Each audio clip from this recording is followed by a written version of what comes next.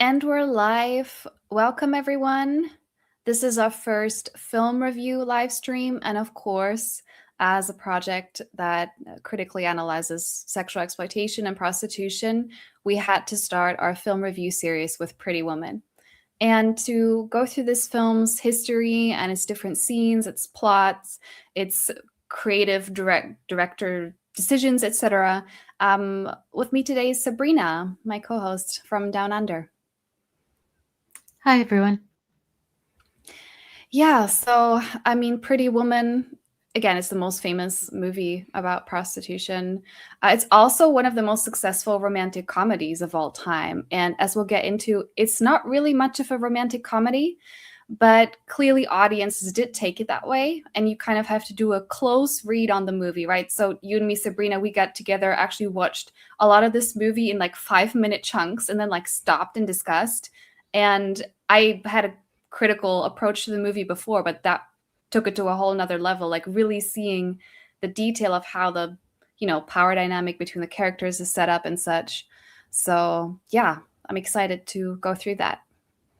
Yeah, I had a small insight on it at the very end of the movie when I watched that bit. And yeah, what I thought was if you looked at this movie and had two actors who weren't, Richard Gere and Julia Roberts, I don't think this would have even been slightly popular. I think the actors had a kind of spark between them, and they were both really so good at their jobs that Yeah. they sort of convinced people of, this being even slightly realistic.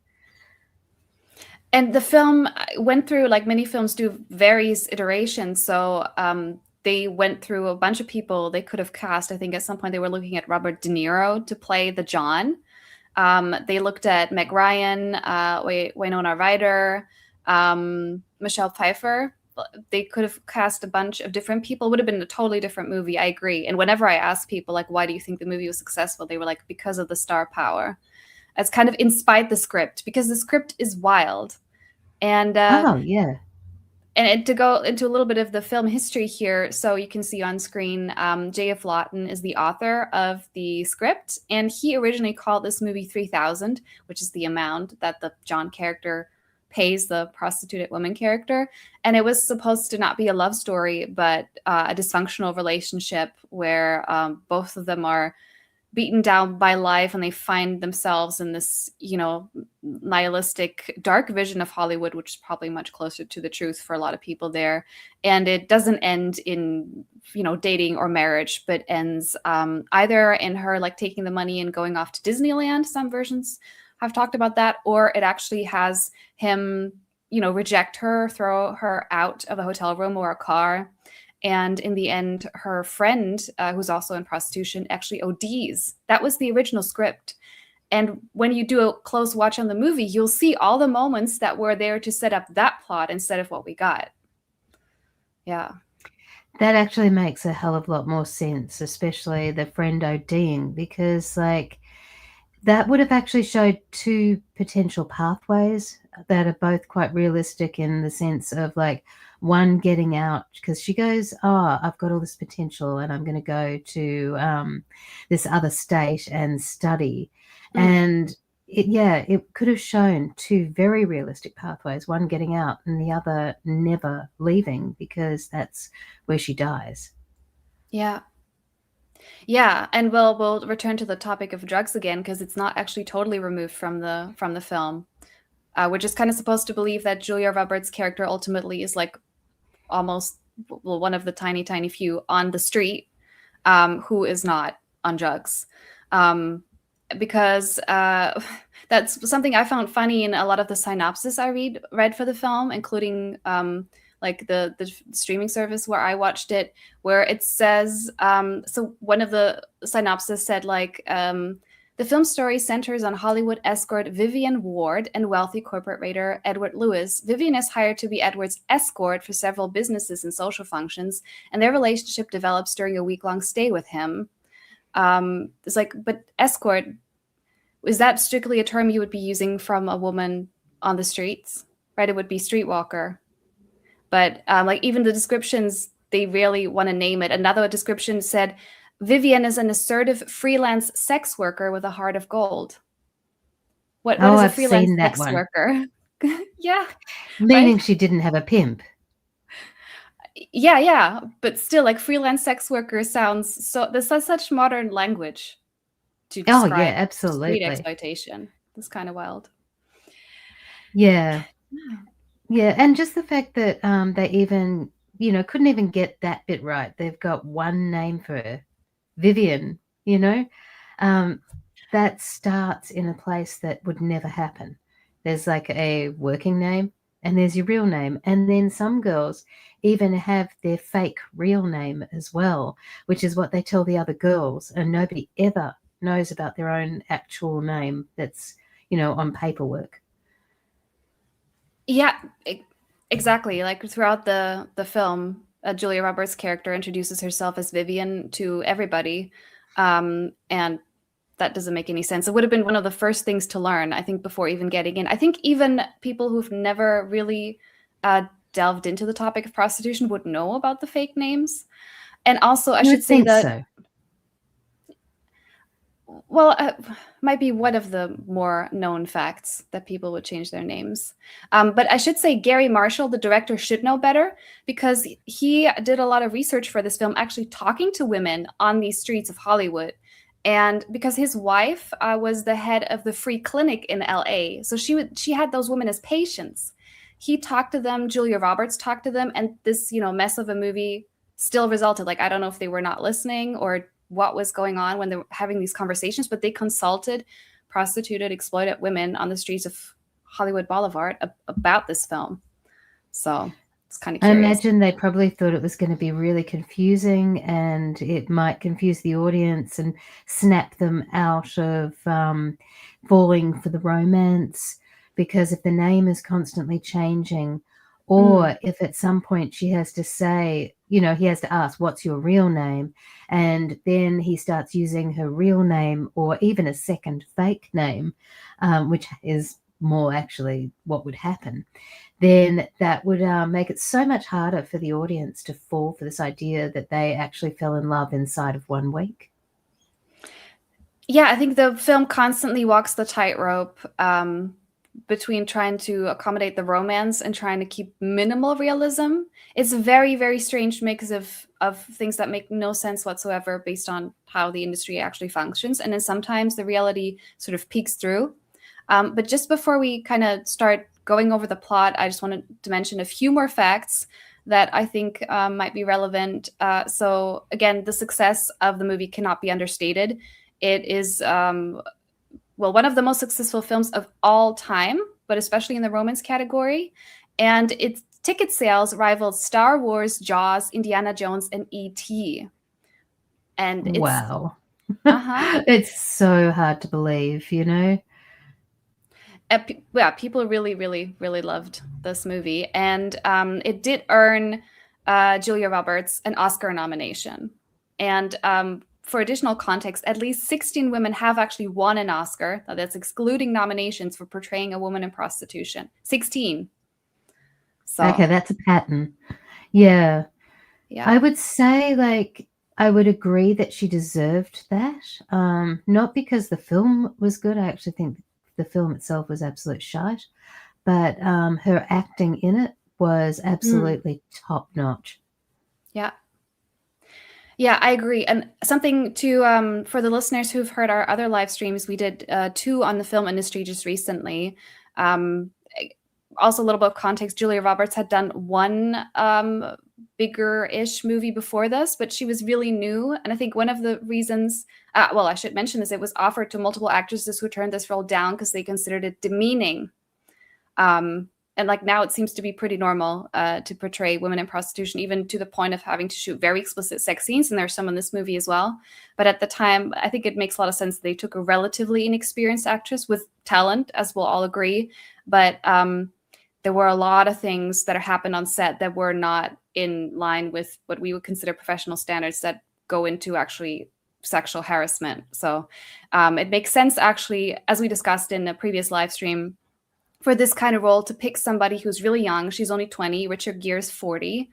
Yeah. who might not yet have the experience of how do I navigate a set that, like, would like to see me semi-nude more, or would like me to do this or that might be upsetting, especially again surrounded by men, because every scene that we'll talk about, right, we always got to remember there's like a room of 10, 20 people, most of them men, standing around, and here's this young woman in all kinds of vulnerable scenes.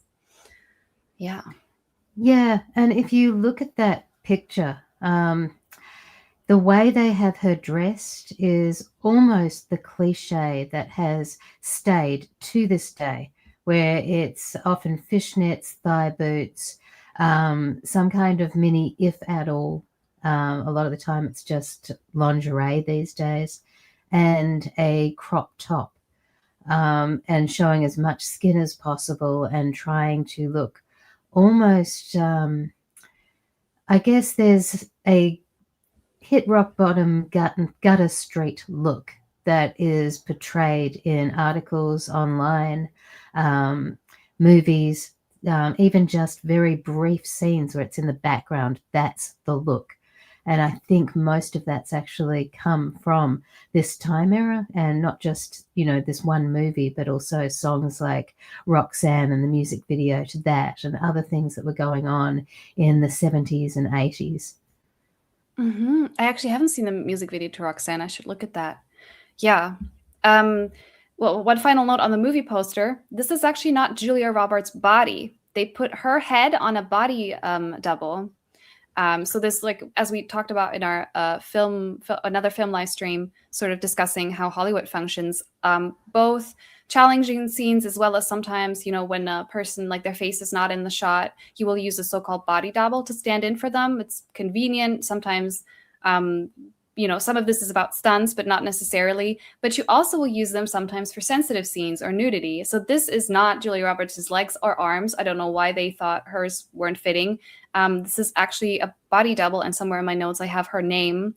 I don't have it in front of me right now, but I thought it's kind of curious. This really iconic poster that they've recreated. They eventually did a musical of the film, and they just, often recreate like this exact pose between the characters. It's not even Julia Roberts herself. They just plopped her head on there.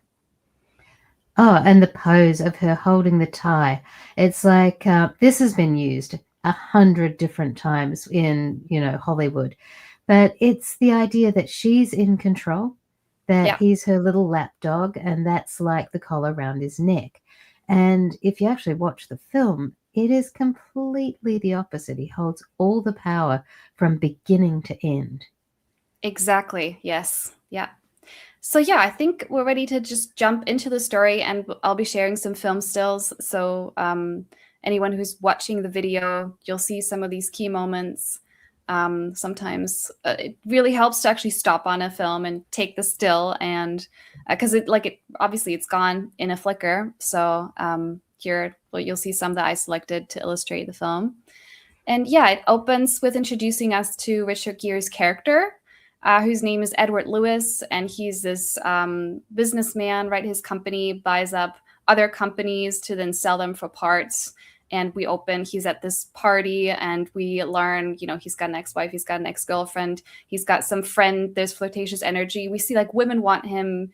He's got wealth. He has this lawyer friend called Phil Stocky, and kind of just, they're sort of friends, but really it's business. And he takes Stocky's like sports car and just kind of drives away to like clear his mind, due to some breakup with an ex-partner. And well, maybe to no surprise, I don't know, I wonder if this has changed. They asked a bunch of different sports car brands whether they would be willing to put their car there as product placement, and Ferrari and Porsche declined, because at the time, being in a film about prostitution, I'm sure they after the film's success, they were like, damn it. But at the time, they didn't want their car in there because it was still too, improper. Yeah, the whole setup is power. Like even this still, if you look at it, you've got Richard Gere, his lawyer, is running behind him. And so it's a power move. It's like, I'm doing this. Keep up. And that's kind of the relationship he has with everybody. And like you said, it never really changes. And so Yeah. like during the opening, he's driving through Hollywood and it switches over and here we have Julia Roberts' character, Vivian. And actually, oh, this is really, really childish. I only noticed it because we were doing this like uh, you know, close watching of the film, that the hotel sign or the hostel where she's staying, all the neon lights are out except for the word "ho." It was like, which is, who made that decision? Were they 12 years old? And we are actually introduced to her again by just seeing her body parts, right? So we see her butt, breast, legs, shoes, wig, except the breasts again are not her. They are the body double. And here in my notes, I got the name. Shelley Michelle was her name. So I don't know why they thought Julia Roberts' breasts were not appropriate, or if Julia Roberts said, I don't want you to film them, which is something that usually an actress has to have a bit more experience on power on set to more easily negotiate clauses like that. Um, so I would assume at the time they just there's something to me about like putting the ideal woman together through body parts that's really gross about that. You know what I mean? Yeah, they dehumanize the woman by cutting her up. It's like they're chopping her into these pieces. And like that very first shot, it literally starts on a high heel and it moves up the boot and then it gets to the thigh and then you can actually see the legs because it begins to pan out. And then you start seeing bits of wig and red lip. You don't even actually see her as a whole at that point. And we've got all these noises in the background. It sort of gives the impression of it being dirty, loud, uncouth, and that she's not whole. She's not a whole person. She is just bits to be used as you see fit. Yeah. And at the same time, there's something they did very explicitly, and it's really, really impactful with the color palette. Because whenever we're in his world, his like corporate world, everything's like very gray and dulled. And when we're in her world, it's very colorful. And that is, that almost creates the impression that her like nightlife life is more exciting, and more like worthwhile, like this colorful underworld, while he's in the gray corporate towers or whatever. I even kind of space out sometimes. I've had to watch the movie a bunch of times for reviews, and I often space out in his corporate scenes because they're so dull to look at, while hers are so colorful. Yeah. And that glamorizes a space where a lot of women actually have to dissociate to survive, which is the dullest of realities you could possibly be in. Because if you're dissociating to survive, you're literally blocking out as much of your reality as possible to get to a safe space where you can then reintegrate with yourself and be present for the time until you're back in it. So in reality, it's quite the opposite. Exactly. He has the wealth to pay to be in the most gorgeous, colorful spaces, hotel rooms, theater, whatever it might be, his own home. Um, well, she's the one. I mean, I think we all know this about a lot of low-income housing, how lack of nature, lack of color is sort of, well, I wouldn't say insult to injury, it's injury upon injury. So you're dealing with Yeah. poverty and you're in this deprived living space, deprived of stimulation, etc. But in this movie, it again does this weird tightrope walk that does not work, like you're just falling off the tightrope repeatedly, because her world is both kind of beautiful. We see some of Hollywood streets, like you see there's like all these underground music bars, nightclubs, just art. But you also see drug consumption. Obviously, we got her running away from her landlord because she's strapped for cash. She like, climbs out the fire escape.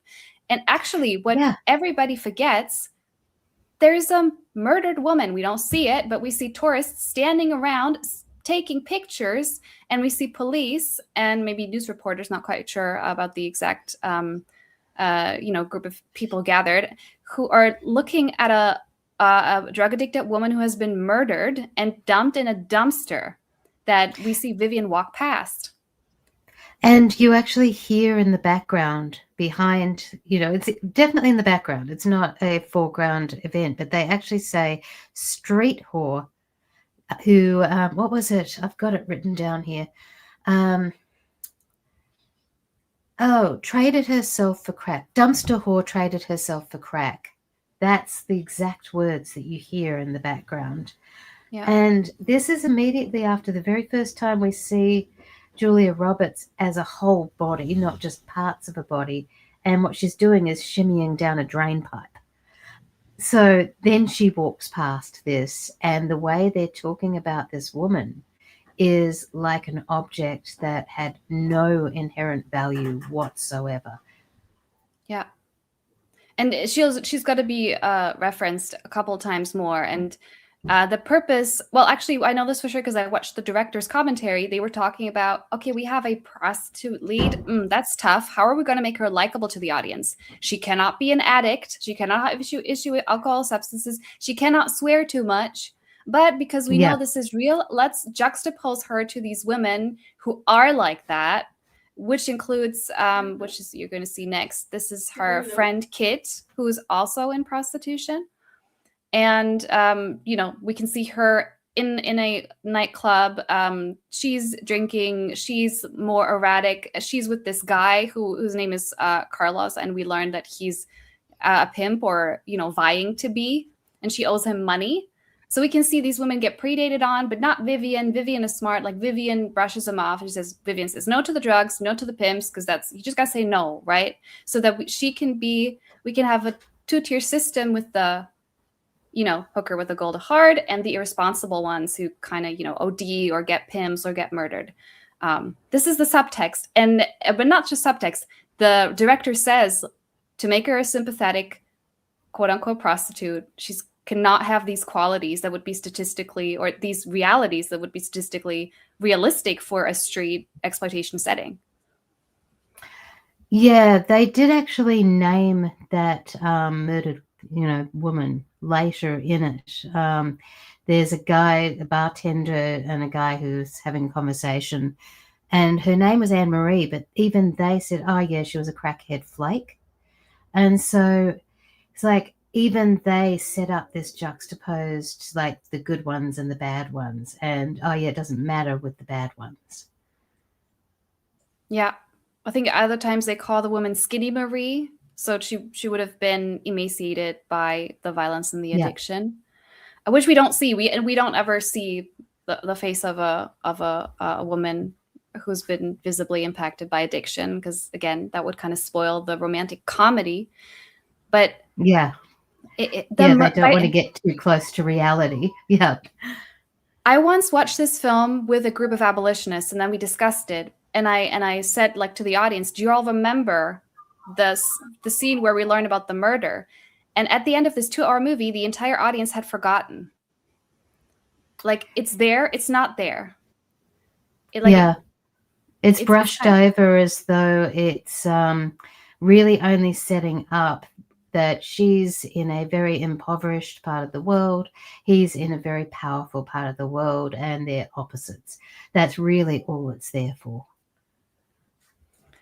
And also, amazingly, we said it opens with, we see Julia Roberts' body parts, but the director said in these opening scenes, he was trying to emphasize Vivian's innocence. He wanted her to have a ray of innocence compared to her friend Kit, who is, irresponsible, or compared to some of the other women, because shortly after Kit and Vivian go on the street and there's like a minor, there's disagreement over whose turf this part of the street is. And they had to, the director says we had to hire an actress for that third, prostituted woman role that would be taller than Julia Roberts, because Julia Roberts is quite tall, but she cannot exude innocence if she's towering over the other women. And she's wearing the heels too. I guess if they're out of shot, maybe she took them off. But they're trying to, they're creating the perfect patriarchal fantasy of the woman who's real sexy and also real innocent. Yeah, to jump to the end of the film, just to juxtapose Kit at the beginning. They're sort of setting her up as bad, but not so bad that she deserves a bad end. So at the end, Julia Roberts' character says to her, I believe you've got so much potential. And then you hear her saying, I'm going to be studying beauty school. And so I'm going to have to charge you more rent than what I charged Vivian because I can't be turning tricks forever. There's an end to this. And so it shows that all she needed was this tiny bit of encouragement and somebody to believe in her, and she could get out. So there's almost like they then went, well, there is a way for her to get out as well. She can make a better choice. All she has to do is make good choices, and then she's a good woman again. It's very patriarchal in that. And also, why can't Kit go to college? Like, who said she's not smart enough to go to college or finish high school or whatever her level of education would be at this stage? She, not that beautician isn't a respectable job. Well, a respectable job, huh? But still, I'm like, yeah, but why can't she rise up further? Like, can't she, study law? Like, I understand, like, there might be a transitional period to sort of reacclimate to an environment like a college versus, again, street exploitation. Like, I've heard from many, many women who do go back to educate. I know plenty of women who were on the streets who get degrees later. Yeah, absolutely. Yeah. But if people don't see it, they don't believe it. And this is... Yeah. A lot of abolitionists now have degrees that they work with and who used to be in it back in those days. So, yeah, that's quite a normal pathway for many women. And I think it's important for the public to know. But I guess if you're only talking to the women who are currently on the street, maybe there's a lack of imagination for the writers and the directors, the men in control of this project, on what they're willing to show. But yeah, what happens next is we get the encounter of the lead characters. So Vivian and Edward meet. He stops his car, and because he's lost, he drove off. And in the time of no smartphones or, your car telling you where to go, he tries to get instructions from her. And she tries, obviously, to get some payment out of it, understandably, and gets into the car with him. And in my notes, it says that she says her rate is $100 on this. And currently, for as long as I've been following German street prostitution, the going rate here for full access to her body, so full quote unquote sex, is something like €20. It's right. And I wonder if that rate changed between the 90s and now, or if they got it wrong in the movie. I wouldn't be surprised if it's actually just plummeted because it used to be 100 New Zealand dollars back in the 90s. So that's very in line with what I know about. Possibly 80 in some circumstances, but yeah, 80 to 100 is what you'd have expected back then. And that would have been street work. Men would have been paying double that, if they were going to massage parlors or escort agencies, because it's split 50-50. And based on the John Forum reports that I've read, and I don't read them anymore. Like I used to read hundreds of John Forum reports where men say what they do to women in all sectors of sexual exploitation. And the street stuff was often the worst in its brutality and in how they so know that she is ill, struggling, and the men for €20 in Germany these days are, well, the last time I was on the forums a couple years ago, not that long ago, it's not just quote unquote normal service. They are getting extreme acts that I think in a BDSM studio would cost you a lot extra. They're getting that for $20 on the street. I mean, acts of torture. Yeah, that's absolutely horrifying, actually. But no, back in the 80s and 90s, it wouldn't have been that bad. I mean, this is before legalization in Germany, decriminalization in New Zealand. This is when it was pretty much illegal, was the only model going on, other than I think Senegal had legalization. and that's the only place that would have. And I mean, I think it's probably always multifactorial. I'm not an expert on economics. In Germany, you also got the context of EU expansion, so a lot of really impoverished and like the women on the street are often trafficked, of course, from Eastern Europe or various Eastern European countries that joined the EU coming in.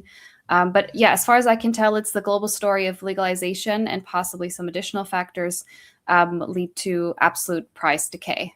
And we know that price decay means more Johns and more extreme acts for and less of an ability to vaguely catch your breath in between. And yeah, but Pretty Woman does not want to show the reality, because that would be unwatchable. That would be, rated 18, and it would belong in the torture porn section to actually depict street prostitution realistically, certainly as it's been for the last years in Germany. But Vivian, like, this is the moment that starts her heroine journey and changes her life, because initially Edward does not want to buy access to her body. He just wants instructions, and she manages to talk him into her first directing his driving and then actually taking over the wheel, which got me to thinking, is that just supposed to be entertaining? Is that supposed to make her more quirky? Or is that even like a faux feminism where it's like the man can't drive, the woman's at the wheel, let's give her a little competence and I don't know, agencies might not be the right word, but let's say competence, because she manages to like swerve down the road in a manner that he just can't. He was struggling with the sports car, but she knows how to drive it because she grew up kind of tomboyish with a bunch of brothers. My notes don't say where she came from, but yeah. Yeah, and it's also a class issue. We later find that he's driven absolutely everywhere. Then the other thing I'd add is that it lacked realism in the sense that as soon as somebody jumps into a car, usually, not every time, but a lot of women would have a buddy who would write down the license plate number and the time. Yeah. And the reason that was written down was so that if she wasn't back inside of like pretty much 20 to 30 minutes, it'd be like, okay, has anybody seen this car and this person? And then from there, you could give a tip off to local agencies, usually not the police. The police would be the last people to be called, but there were often helping agencies that would now probably be the red umbrella groups and orgs, but back then they were actually incredibly useful, and they used to keep records of license plate numbers not to get into the car of, what the color of the car was, what it looked like, and what the hunter looked like, and why. They would actually keep those records. They'd print it out and they'd physically give it to the girls on the street, and the girls would study it to know which people not to get in the car of, because bad shit had already gone down. I think today they're called ugly mug system, and that too is taken over by the pro prostitution groups, where they're like, we'll provide the safety. Ugly mugs was what it was called back then too. Yeah. Yeah. And if anyone has any doubt about the brutality of prostitution, some of these you can find online. So you can, I'll see if I can dig some up. There used to be some, I think in California, where you could actually read these descriptions and it would describe the man, it would describe his crimes too.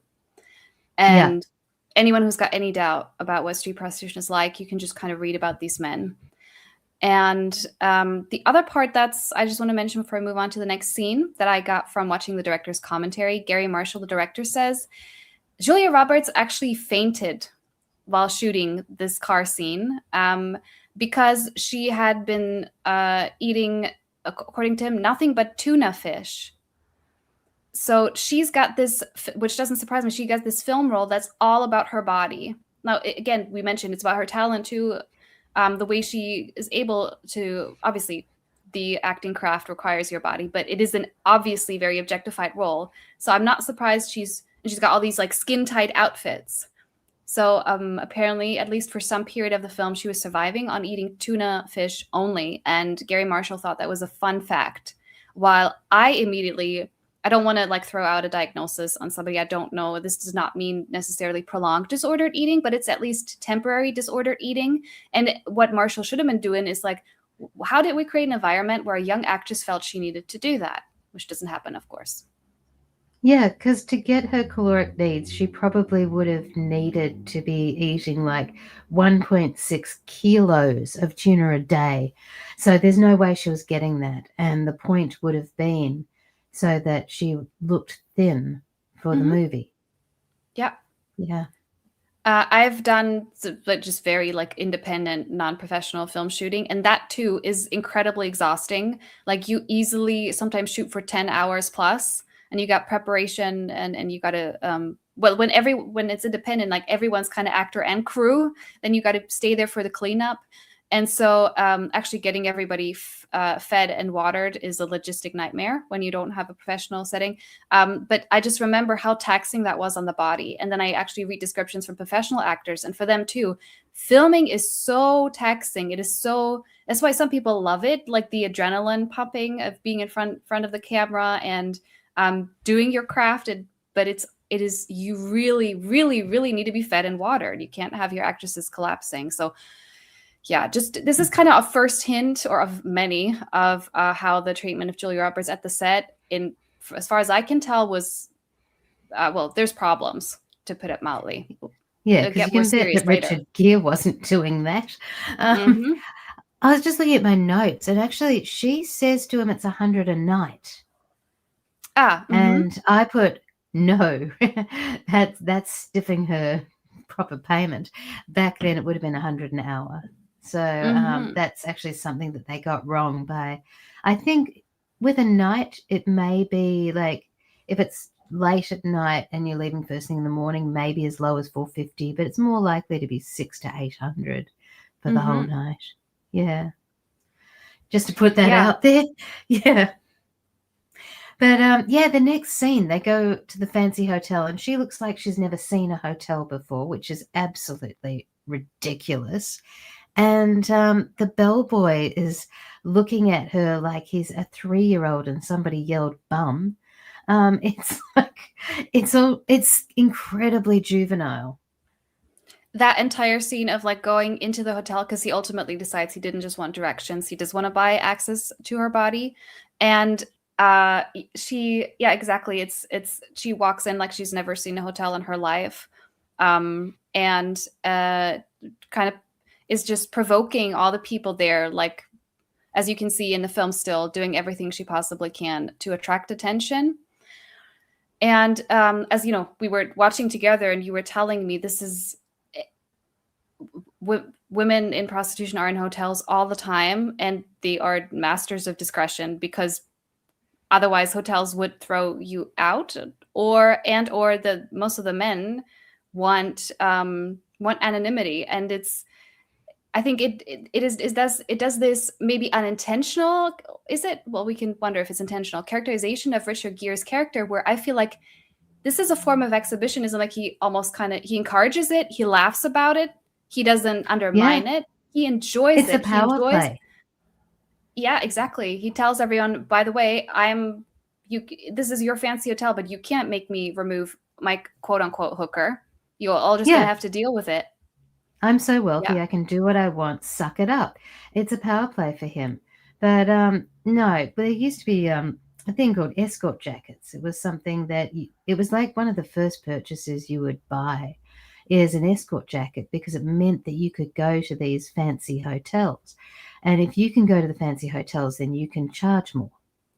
And there's no way you would wear a hat that stands out like what she's got there. And maybe you would have something like that on underneath, but you would close the jacket to fit in with everybody, and you certainly wouldn't be wearing thigh boots. You'd go for some kind of heel where people aren't going to pick what you're wearing underneath. Yeah.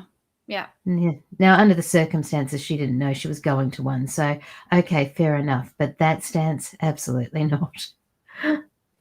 Well, she could have, taken off her wig, which also draws attention, and closed the coat. So they did this on purpose.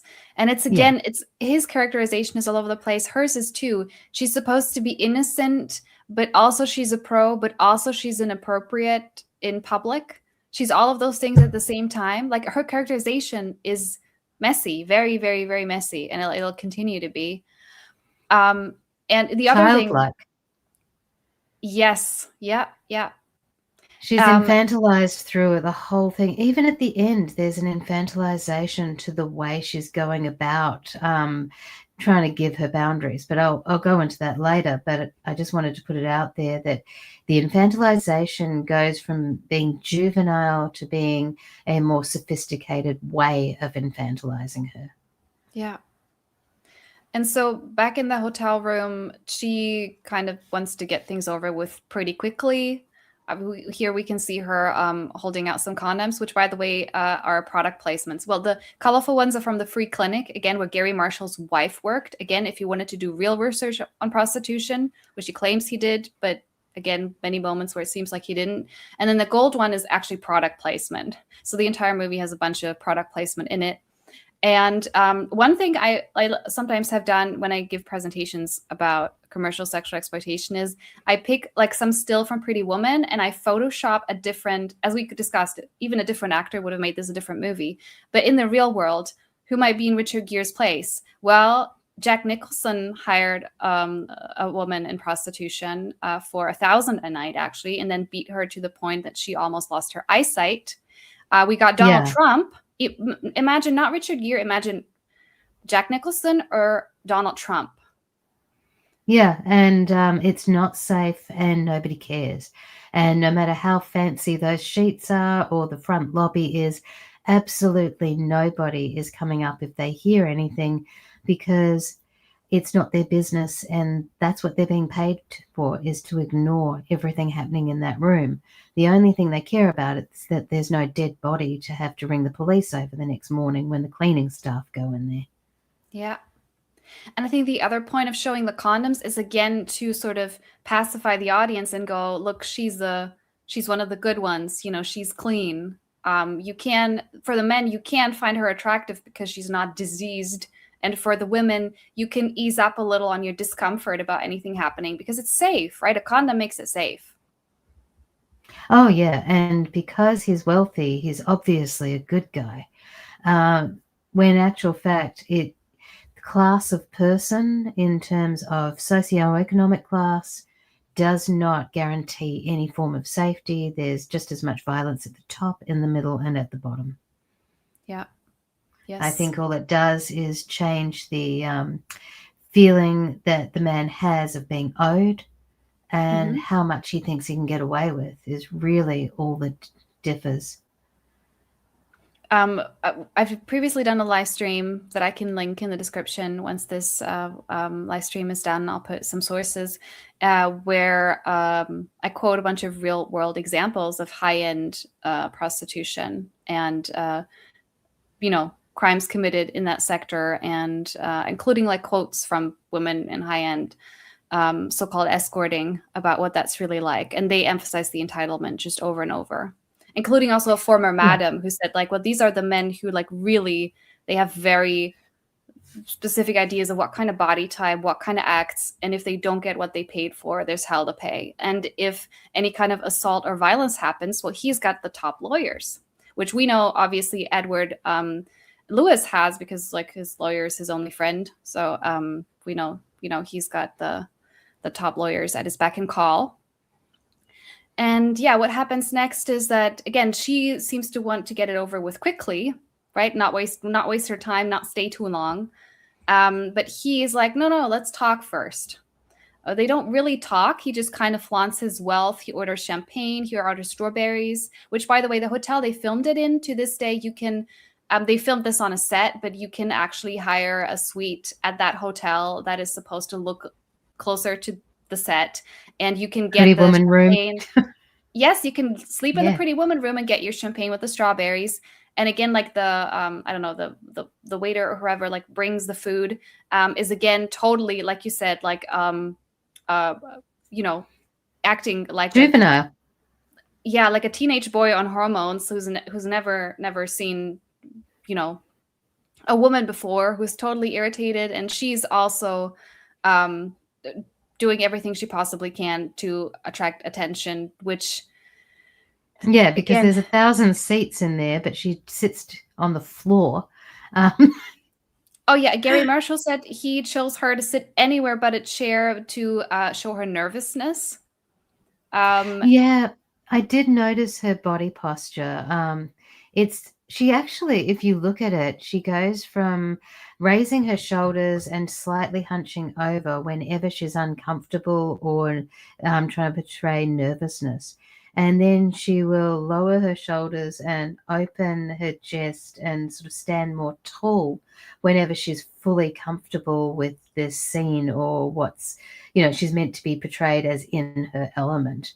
And that seems very, to me, it looked very much like PTSD. I know she didn't do that on purpose, but that's what it looked like to me. and of course, later in the scene, they're going to have quote unquote sex, or he gets what he paid for. And beforehand, she's stressed out and nervous. But as the audience, we're still supposed to believe this is the start of a love story. Yeah, And but yeah, buying her consent is the start of this love story. Yeah. Yeah. And then in the next bit of the scene, she withdraws to the bathroom and he assumes she's there to take drugs. She really just ate the strawberries and she's got strawberry seeds between her teeth. And we get the emphasis again. No, she's just a good girl who flosses. She's not in there taking anything, but he knows. So this is also characterization of him. He's not naive. I'm sure this is not his first time sexually exploiting a woman. He knows that drugs could possibly be involved. So you wonder how many times he's done this in some form or another. Yeah, and how many times has he pretended that he wasn't going to do it? He was just driving by that way anyway. Oh yeah, yeah, that it's not very believable. Yeah. I could, and then I wonder, is there any Johns out there who tell the women, "Oh, this is my first time. I'm nervous. I usually don't do this." Like, oh, all the time, absolutely. Even guys who everybody knows, they're known in the place that they go to. Oh yeah, it's my first time. Be gentle with me. Which is really just a way of trying to get the girl's guard down because they're probably going to do something or attempt to do something that they shouldn't do, like slip off the condom or enter into an area that they've been told no. So yeah, it's a tactic. I was actually once in a professional setting, and I can't be more specific than that, but where I talked about my activism, and then a man started disclosing his prostitution use to me. And he talked about having his first time on the streets of some German city, and he was talking about how those women were so experienced, and he was just a lad of like 18 or 19, and they totally had all the control and power and knew what they were doing, and he didn't. Oh yeah, I'm sure that 16-year-old knew exactly what she was doing. Because let's be honest, most of the time guys pick the youngest girl possible, and the streets have a huge amount of children. Imagine this film, but we actually saw teen girls. Imagine he stops first and he's like, "How old are you?" And he looks closer. So, I mean, it helps. Actually, the other part about Julia Roberts' height that I'm thinking about it, it helps her look more grown up, even though in other moments they infantilize her. Her tallness diminishes that. They're always trying to walk the line between, oh, this is a woman, and this is a child. This is a woman. This is a child. They just keep oscillating. Yeah, really you can't confuse her for a 12-year-old or a 14-year-old. She's definitely an adult woman, but she behaves like a 12-year-old in a lot of scenes. Yeah. Then that's also why they didn't, for instance, cast Winona Ryder, who also read for the role. And she's, kind of infamously got a more, she got very large eyes and very more childlike features, who could easily pass for a teenager in her early 20s. And they didn't, even the people behind this movie who made a lot of dubious decisions decided, actually, we can't do that. Let's not do that. So she could, pass as a child. Yeah, we can't make her look like a child. We can make her act like one. Yeah. And that's exactly what happens in the next scene. So Edward Lewis's idea of having a pre-sex chat is he is doing work while she's having a carpet picnic and watching this old show, I forgot what it's called, but something Lucy. She's watching some black and white I movie. Love Lucy. Oh, it could be. I think it might have been. I think it's I Love Lucy. Yes, and they look like father and daughter, in my Oh, they opinion. do. Yeah. She Yeah, it she does lies look down like. on her stomach and does the girly whipping back and forth with the legs, and I think it's supposed to say, oh, he's in the business world and she knows how to have fun and she teaches him how to have fun. That's what the synopsis, the one of the weird synopses, she brightens his world, manic pixie dream girl style, but really it makes him look like an adult and it makes her look like a child. And this then also morphs into the first quote unquote sex scene. Yeah. Which is really like at some point he just gives her the stare. He doesn't say like come over, like I'm ready now. I want this and this and this. He just gives her the stare. And she knows Yeah. exactly. She looks up like kind of insecure, looks back at the TV screen, but she gets it. And then she crawls towards him. When you think you're in some bad porno. Well, I don't know if there's good ones, but anyway, I mean. Yeah, and there's no negotiation of boundaries, what can and can't be done, what he wants, what his expectations are compared to what is actually on the menu and what's not. None of the really unsexy, stuff goes on. It's just automatically almost like a strip club style strip tease that is going to end up in a prostitution situation. And for any of I wonder how many people took their kids to see this movie, frankly, but and I've seen some adults expose kids to films that well, the PG rating is supposed to guide things a little bit, but we all know that doesn't always pan out in real life. But yeah, she crawls towards him. Any adult in the audience know there's about to be probably fellatio, and she puts a little pillow underneath her knees to get minimally more comfortable. And Gary Marshall, again, completely contradicting himself, the director, comments, Vivian is a pro and sexuality is not a big deal for her. But earlier you said she's innocent and quote unquote new to the game. So which one is it? It's both somehow. It's the innocent woman who's really sexually experienced and competent, but she's with childlike innocence. I can't emphasize this enough. This is like the creepy red thread of the movie. Yeah, it's a thread in society, like the adult woman who's got her hair in pigtails and is sucking on a lollipop while wearing a short skirts, that looks like a school uniform, like Britney Spears wore for one of her songs, Hit Me Baby One More Time. That is like, it's an adult male fantasy, and which is really, it's absolutely bizarre that we allow men's fantasies to be this open. Like, it's bizarre. It's like, oh, you have sexual fantasies. Let's turn them into movies and music videos. Yay. But that's the normalization of it. And you have to wonder, like, whose sexual fantasy is this? Is this the one that's projected on the audience? Is it the writers? Is it the directors? It's probably a mix of all of those. I wonder how many men went to see the movie. I'd love a statistical breakdown of who watched this movie, because it was also very impactful in the female audience. Actually, to the point, this will be more relevant later with the shopping spree scenes, that we have an upcoming interview with Celine Magnan, who is exited from prostitution in Canada. And Andrea talks to her, and Celine mentions in her entry into exploitation story, she mentions seeing Pretty Woman on TV or on a streaming site. And actually, this is kind of the last thing that nudges her to set up an escort profile. So this is a film that and this is not the first time I've heard this, that Pretty Woman was one. Obviously it wasn't the only thing, but it's kind of the last nudge of propaganda of, actually, this doesn't look so bad, and actually this looks like a material improvement on a a young woman struggling with income. And that also can't be understated. The fact that the people who made Pretty Woman are responsible for, or have shared responsibility for, I don't have a number, but a not totally insignificant number of women being kind of getting the last push from society into the industry. Yeah. It's like that TV show that's more modern, that stars Billie Piper. I say more modern, it's still about 20 years old. But Secret Diary of a Call Girl? Yeah, that one. That it glamorizes it, and it makes it look like, oh yeah, you just have to be, you get to dress up and wear pretty clothes and lots of makeup and go to all these fun places and meet all these really fun men.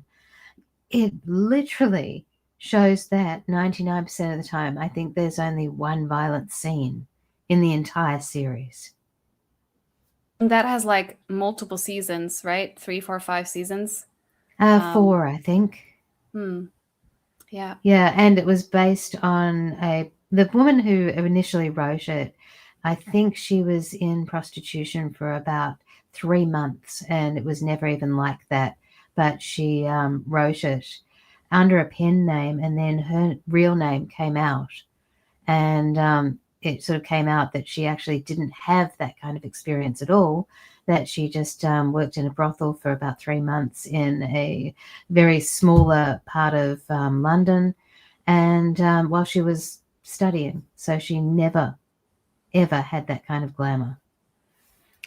Which, again, makes sense because that mirrors what happened in this movie. They say they consulted women on the street, but somehow only like 20, 30% of what those women reported actually trickled into the movie. Yeah. So you can be like, listen to affected population and go la-di-da-di-da mentally as they're talking. So. Oh, yeah, absolutely. I think they tune out as soon as they hear a female voice, to be honest, especially when they consider that she's, stations below them on the hierarchy of importance.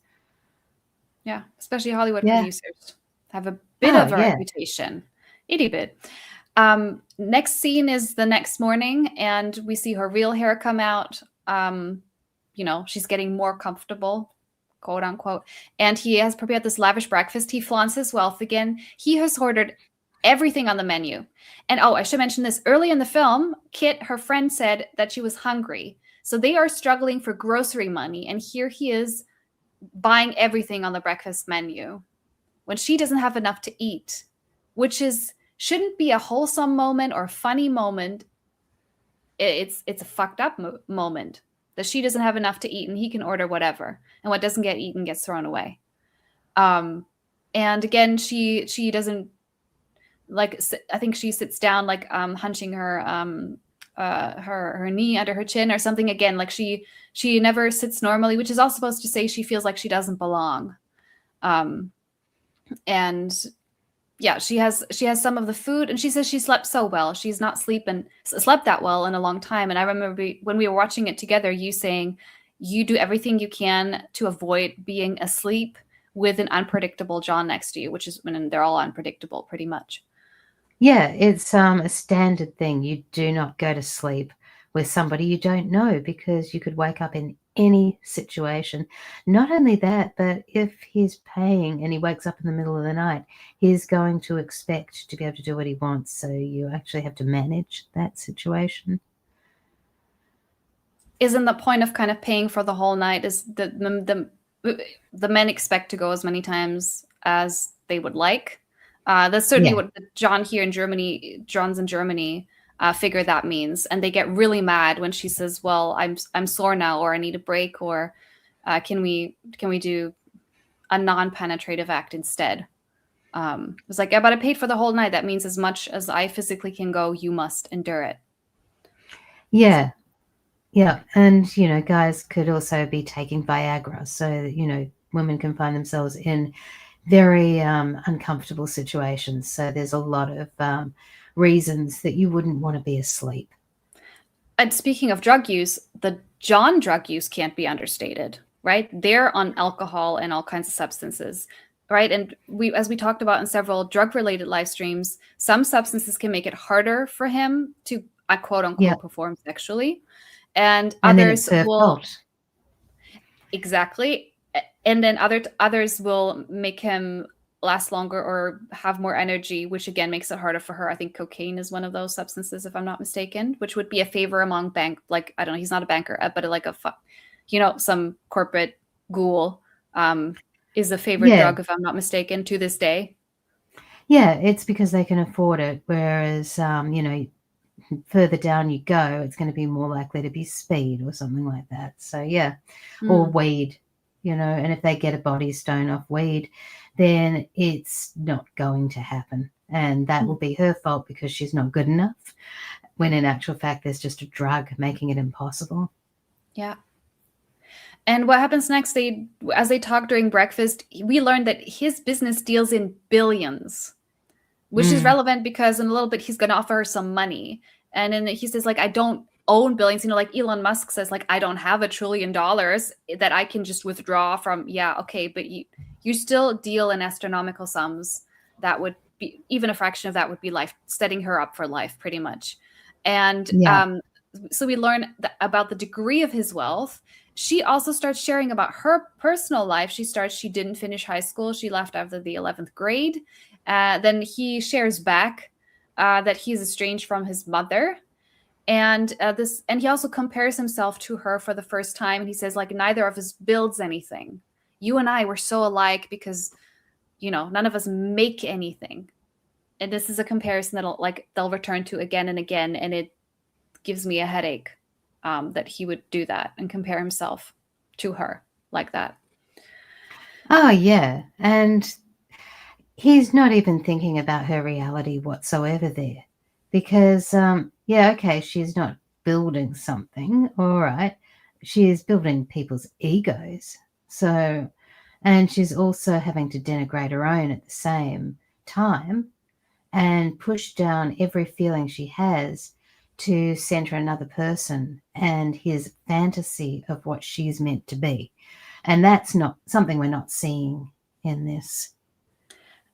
But the public loves this story, and there's a lot of, even talking to some left-wing people, they're like, what are some leeches on society? Okay, like, bankers and these businessmen who just work with the stock market, like those, which that critique is very fair. I agree. Those are leeches. Those are unnecessary jobs. Those are exploitative and draining to society. But then they'll often, or how they talk about lobbyists, the lobbyist prostituting him or herself to big business or whoever's interests. And then, like, who else doesn't produce? Even like some socialists or communists will talk about the prostitute does not produce anything for society. And even like that comparison comes up in conversation with people about like needless leeching, destructive jobs. And then the responsibility of the societal outflow of prostitution is put entirely on the woman. Oh, and then in the next breath, they will say that the women in prostitution are saving the good women from not being raped because, men obviously have no self-control. So they're saying that she's useless and doesn't produce anything, while also saying that she's preventing women from being raped and beaten. Yeah. Yes. It doesn't make any sense. Yeah. Yeah. And then the next scene we got is the infamous bathtub scene, like God, yep. And the Prince song, which one was it? Is it? Oh God, is it the one where he sings "Kiss Me" or something? I think it might be. Yeah, but anyway, there's that Prince song playing in the background, and he's like sitting there smiling paternally at her. He does look like he's looking after a child in the bathtub.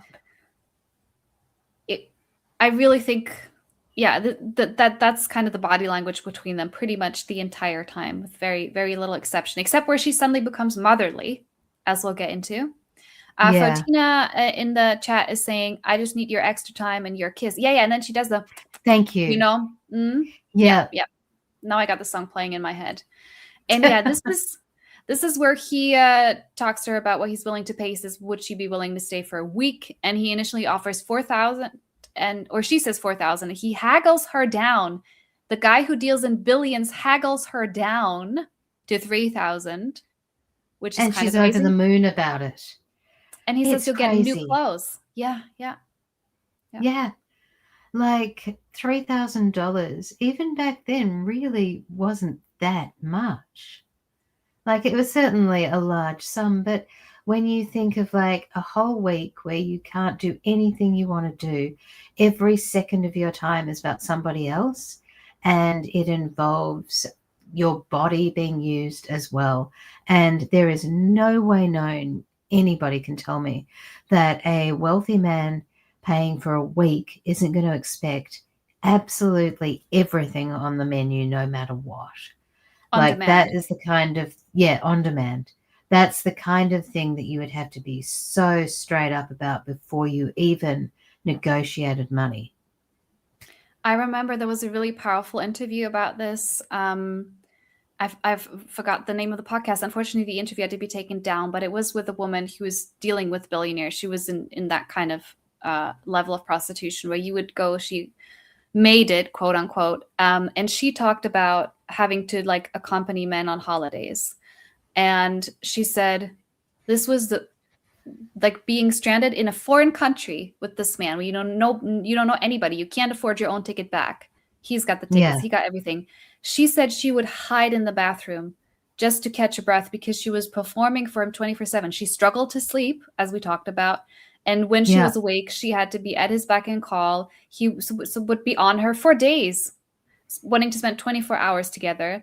And she would escape, sit in the bathroom just to like barely collect herself because he's, often I've heard it right from exploited women, the person who should be called a leech or a vampire. It's like, I don't think it's an overstatement to say that John's punters, sex buyers, whatever we want to call them, frequently leech the life force from women. That's the dynamic, Oh, it especially in a is. setting like this. And the other thing is that any boundary a woman has, a man wants to break it at some point. That's one of the very first things I think most women learn in it. And you always have a boundary that you know you're going to break, that you just say is there, so that he can break that boundary and feel like he won. Mm-hmm. It's like a tactic that most women learn, is a really good one to have. And speaking of boundary breaking, there's one thing to talk about and how they shot this bathtub scene, because sometimes Julia Roberts was wearing like a bikini or something to cover her most private areas. And at other times, she was fully nude. They did make sure to always have it full of, foam and bubbles, and you don't see more than her shoulders or her knees in the film. But this scene, Gary Marshall talks about how all the men on set wanted to be there for the scene. Oh gosh, I wonder why. Oh, And of how, course they bloody did. as the filmmaker Diana, who was with us on another live stream, talked about, today when they shoot even a bathing scene, it's a so-called closed set. That means everybody who's not essential crew leaves. Anything that's recorded it's very carefully monitored what has been recorded and who's got access to the footage. When they were shooting the scene, I forgot to mention this film is from 1990. I would hope this has changed to some degree. Diana indicated that there have been some changes to how this is handled. At the time, the guys who do the lights, the guys who do the sound, they all swarmed this set to watch 21-year-old Julia Roberts to catch a glimpse of her naked body. That would have been intensely difficult for her, to have to try and be professional, play the part, and not respond to leering men of all different ages just trying to, catch a glimpse of her. It's gross. So that's the level of safety on the set. She's never come out and said that was a horrible experience. She might have even said positive things about it. But that alone, and again, like Gary Marshall's old enough to be her dad, her grandpa, whatever. Where is the protectiveness for a young actress? There was, none that I can tell. And he tells it like it's a funny little story. I And think that might be a sign of the times, because I'm just thinking of like Rachel Evan Wood and Marilyn Manson and shooting there was a music video, and they were meant to be doing a simulated sex scene, and he actually raped her. He literally put it in. And there was all these people around, they're filming, and she was like, I think 20 years old at the time, and she said she didn't know what to do. She just kept acting. He had his hand on her throat, and he had his face right up in hers. Yeah, but she realized what happened years later, but at the time she was told, oh, don't be melodramatic, it was fun. exactly. I mean, this happens to rape victims too, and assault victims, that they'll play it off at first, and the reality is sort of once you've withdrawn to relative safety, that it hits you with a delay, sometimes weeks, sometimes months delay. This is like a well-documented psychological phenomenon where the psyche can't handle the assault in the moment, because if you scream, fight back, try to assert yourself, that would be more dangerous. So that the denial is psychologically protective, right? And Yeah. obviously, we talk about this all the time with prostitution. You can spend years dissociated in prostitution. Yeah. She actually even found out at the court case, like decades later, that he had asked some of the crew to make sure that the underwear she was wearing would tear easily. And she didn't even know. And he tried to pretend that this just it was just in the heat of the moment. But obviously, with that testimony, it was something he'd planned. And anyone who's ever had hetero sex knows that doesn't happen by accident. Yeah, exactly. I But also, stumbled it and doesn't fell into happen. her. Okay, yeah, sure. Yeah, and there just happens to be a film set around, and all these people, and it's meant to be a professional environment. Sure, that's normal. But yeah, I think there was a lot of issues at that particular time era. Yeah. Well, we will be reviewing some more modern movies, and we'll see. I mean, that's why I'm envisioning this as a series where we can then start comparing. This is what we draw from Pretty Woman. Well, how does that square up with one of these, again, Oscar-winning prostitution story movies from the last couple of years? That'll be interesting and potentially depressing to get into. We'll see how much has changed. But yeah, continuing with the story, we next have well, he gives her money to get her own clothes, and we kind of know this. It's a really famous scene, but I don't. That scene is not what's you should be focusing on the movie. Like she gets discriminated in the shop. The clerks don't want to sell to her. So they are one of the few like villains in the story. And she gets back to the hotel and she's upset about it. And the hotel manager approaches her and tells her, no, we are not a brothel. Usually I would undercut this, but it's Edward Lewis, and Edward Lewis gets what he wants.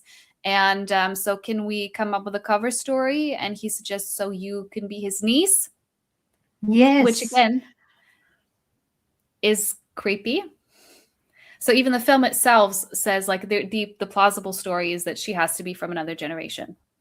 The cover story is and everybody at that, I don't know what the point of the cover story is, because the entire hotel knows this is prostitution. They didn't hide it. They do. Yeah. And he says, you can stay now, but you will not be allowed back. So he will ban her from the hotel after this. Not Edward Lewis, of course, just her.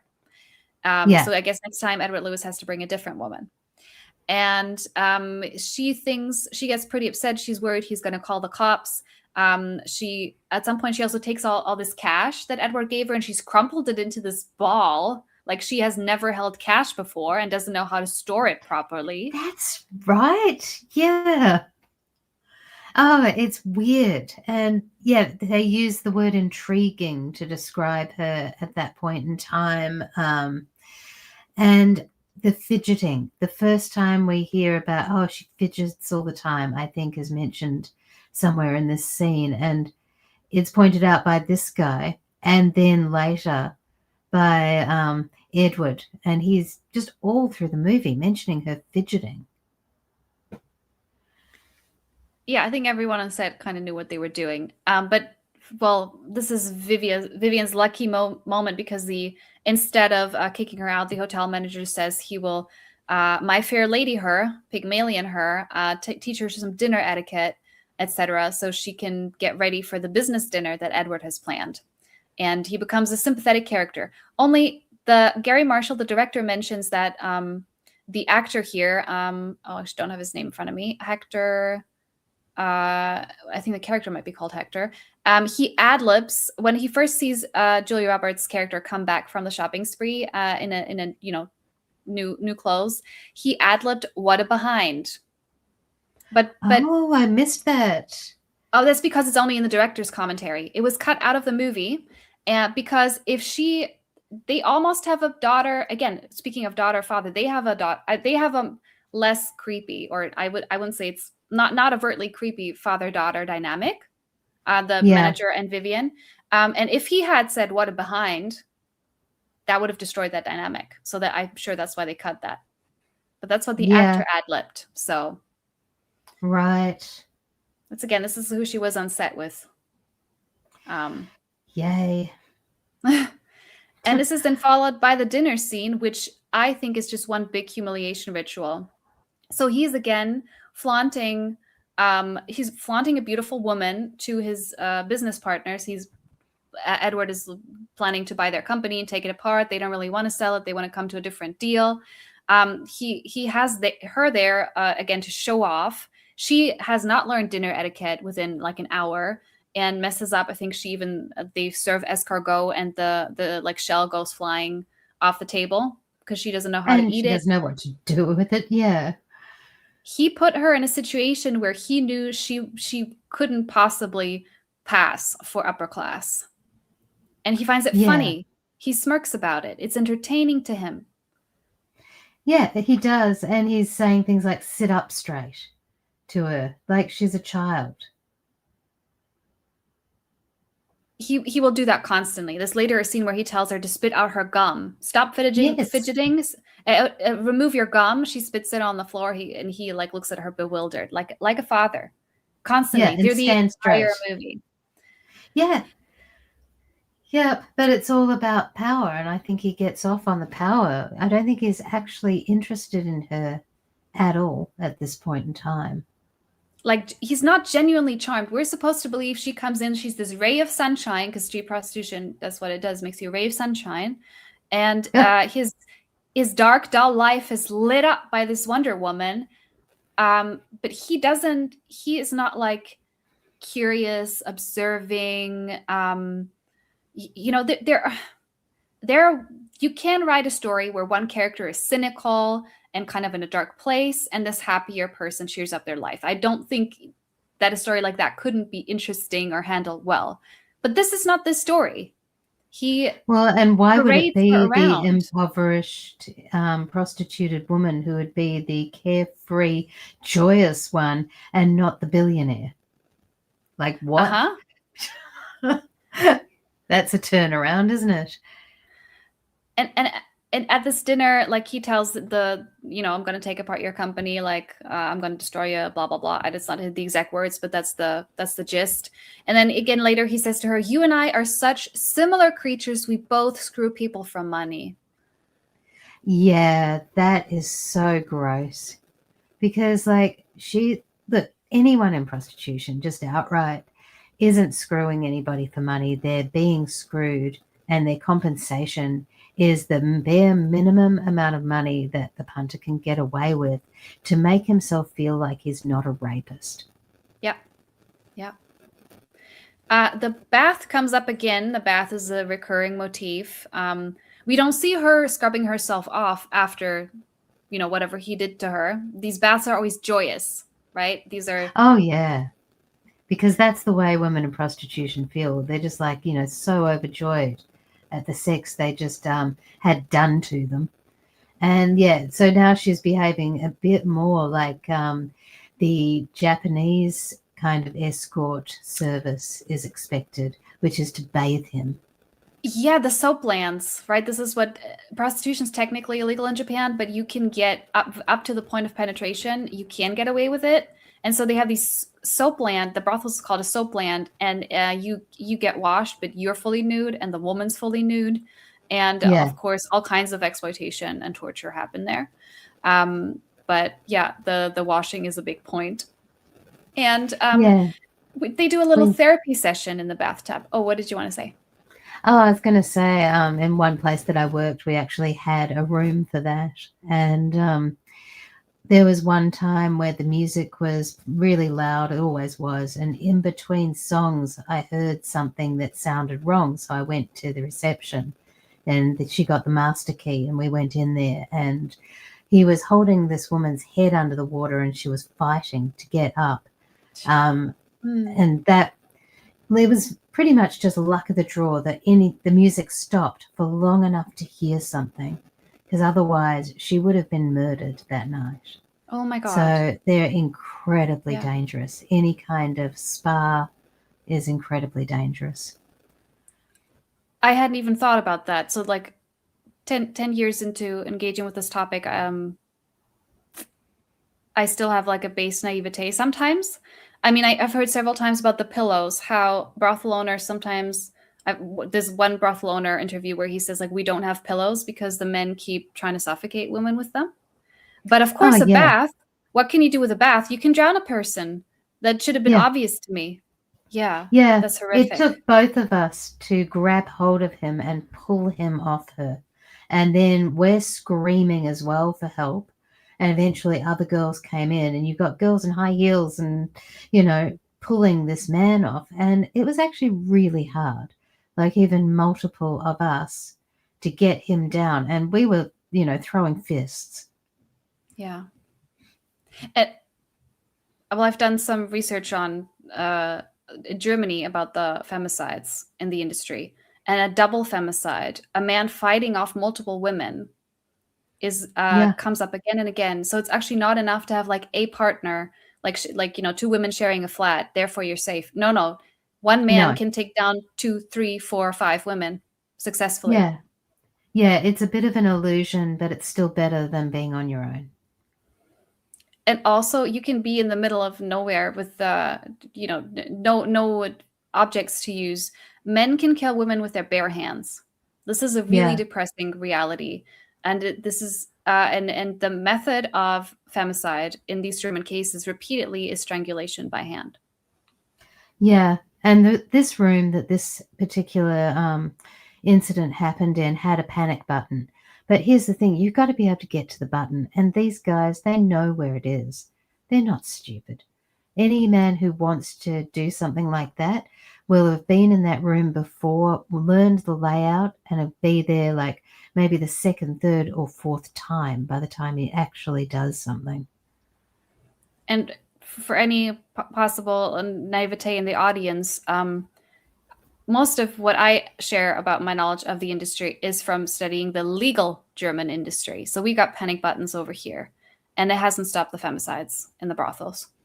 It doesn't, for the reason that Sabrinna just explained. But yeah, bringing it back to the bath scene in Pretty Woman, baths are all goodness and wholesomeness. And in fact, this is therapy for him because he just starts disclosing his childhood trauma. He says his mother's dead. The dad divorced her, left them. She fell into financial ruin, didn't live that long because he's only 40, right? His mother should still be alive and she's not. And then his heart turned to stone, and he became a ravenous businessman. The third company he ever bought was his father's, and he took it apart. That was his revenge on his dad. Poor little rich boy, yeah. And also, he's got this fear of heights. So, and I have such beef with writers because this is a problem I see in entertainment to this day, where they go, "How do we make the male love interest appealing to the audience? Let's give him a tragic backstory." In real life, a man having a tragic backstory says nothing about his character.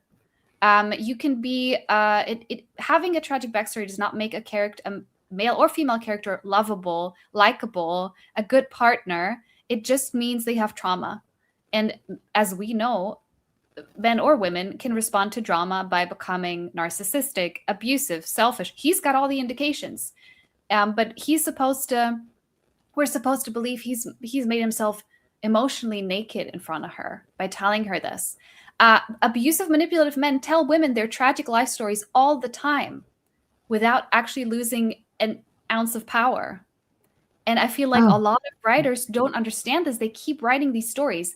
These men become lovable because they're in pain. They don't become lovable because they're kind, generous, attentive, thoughtful, able to adapt their behavior when they do wrong by others. They become lovable because they're in pain. That's it. and when, Gail Dines always says, why wasn't there a second, Pretty Woman 2? Why was that not done? Because he would have eventually thrown her out on the street and reminded her where she came from. But his whole thing is power and money. He would first exercise power over her and financially abuse her. And it's so obvious in this setup that that's the only way it could go. He would repeat his dad's behavior. He has all the Yeah. indications of repeating that. Yeah, and like he's wanting to do with this business that he wants to buy, it's to dismantle it and sell it off as bits. And that's what he did to his father's business, and that's what he would do to her psychologically. And let's remember his father would have had employees, right? There's other people who Yeah. get hurt. It's not like, oh, understandable revenge on your father. That an entire company of however many people had their jobs taken away. And this is the American, lack of social security system situation we're talking about. In no ways is he's to me, everything he says here does not make him sympathetic. This is not how you make a male character lovable. And it's just, I have such a pet peeve about it, and I'll talk about that again when we Savannah and Diana and I will review Bridgerton, this show where every single lead man is a John, and they all have tragic backstories and pretty much nothing else. So we'll get into that again. It's and writers we see it have not learned. Yeah, mm-hmm. We'd see it outside of movies and TV and in actual court cases. And the media and the way it's shown is, oh, this poor man, he's been through this and that and the other thing, and he had a bright future. Whereas the woman is just, was she problematic? That's all they're looking for. And that's a theme. It's called himpathy. I think that's what the internet has coined it, himpathy. What about her life story? Right? No. What about her promising future? Yeah. And then next comes the second sex scene, and I think this is supposed to be like the height of erotic passion. And that entire scene is, again, actually really creepy. He is playing the piano. He just talked about his dad and his mom, so he's in his feelings tonight.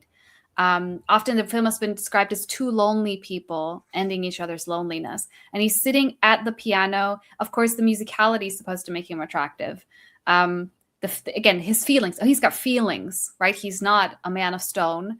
And he's playing this in the hotel ballroom. There's people like cleaning up, there's staff cleaning up. She comes in a bathrobe to talk to him because she said she's lonely.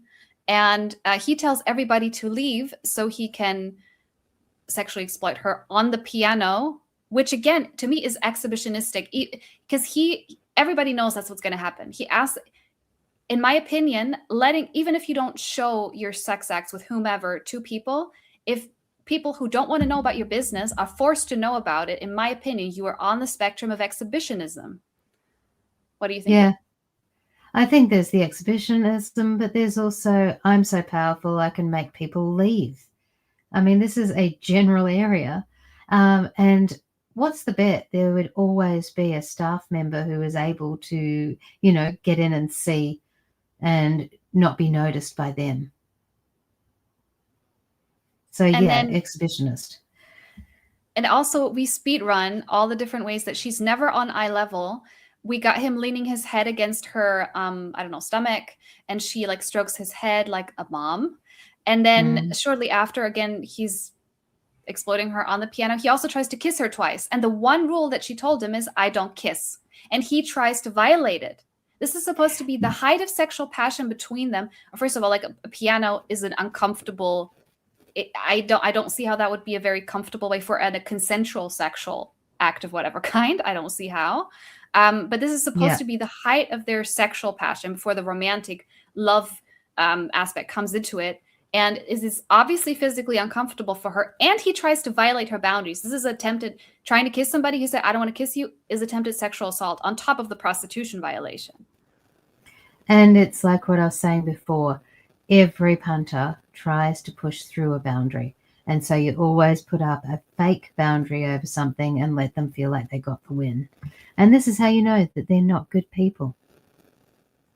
And he acts like an ordinary punter, right? He's not different. She is the unusual prostitute, supposedly, but he's run of the mill, just rich, right?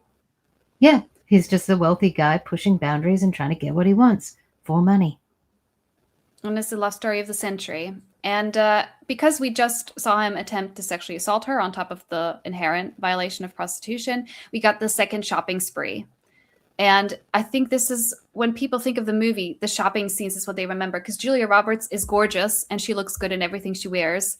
That kind of makes us forget all the creepy, weird stuff we just saw somehow. And I can understand why that would appeal to low-income women. This is the Cinderella fantasy, Prince and Pauper, rising the ranks of society fantasy that she would get to wear and also keep all these designer clothes. And that's the scene where he tells her to like get rid of her gum right before they go into the store. And he watches her. He treats her like a dress-up doll. Yes.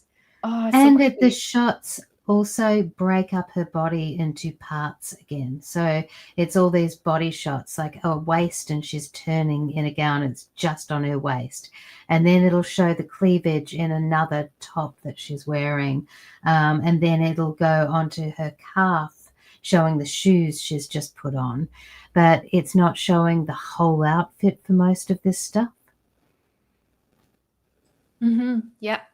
Yeah, that's right. It's just outright exploitation of, female body. Yeah. And the next scene is really, really egregious in terms of what Edward does to her, which is he takes her to the Derby. And again, he flaunts her and everyone's like, oh, it's another one of Edward's girls. No surprise. He's got an ever-changing arm candy, rotation. And Can I just put yes, something in between that? yes, please. Edward leaves her to do the shopping, but she goes and has her revenge on the shopkeepers who wouldn't serve her. But the way she's walking, she's in these new clothes, she's taking on the lifestyle, she's walking tall and relaxed, and she's actually got rid of all of the nervousness in that scene. It's almost like there's an acceptance that this lifestyle is meant to be hers at this point. Yes. And I wanted to put that in there because she gets dressed down in this next scene that you were about to talk about. Yeah. And she's been so uncomfortable with wealth and comfort up to this point. She's always fidgeted away from it. But now in these clothes, she's instantly a new person. Yeah. And exactly like you said, this is the proof that she belongs in his class. If she can wear the clothes, she can be the upper class woman. Yeah. And then the fantasy gets torn down again because Edward at the Derby, he gets a little bit jealous because she's talking to like a handsome young man. And so when his quote unquote friend, the Phil Stocky, the lawyer, asks him like, who is this? Let me just check my notes. It was really weird. It says, actually, Phil Stocky, who I assume is a punter himself, clocks it. He just asks for Edward's confirmation. Is this your, are you paying her? He says something like that. And then Edward calls her a hooker. Like a man in love, right? In the version I saw, and I don't know if it's slightly different, but the guy she was talking to was the lawyer for the businessman that they went to the dinner with. Or was it the son of the business owner or something? Yeah, I think that's right. Something like that. I think he was acting as the lawyer because we see him again later. And Edward says to his lawyer, oh, no, he's having a conversation. He's saying, oh, she could be like a spy. She could be trying to get information from you for this deal. And that's when he goes, no, she's a hooker. She's a street hooker. Yeah, that's right. There's so many details in this movie. Like I skipped over some because you can't mention them all. But yeah, he thinks it's an industrial spy, which That's right. is just a slight morphosis of prostitution, but it's still prostitution. Yeah. And yeah, immediately Phil Stocky sidles up to Vivian and starts sexually harassing her and propositioning her.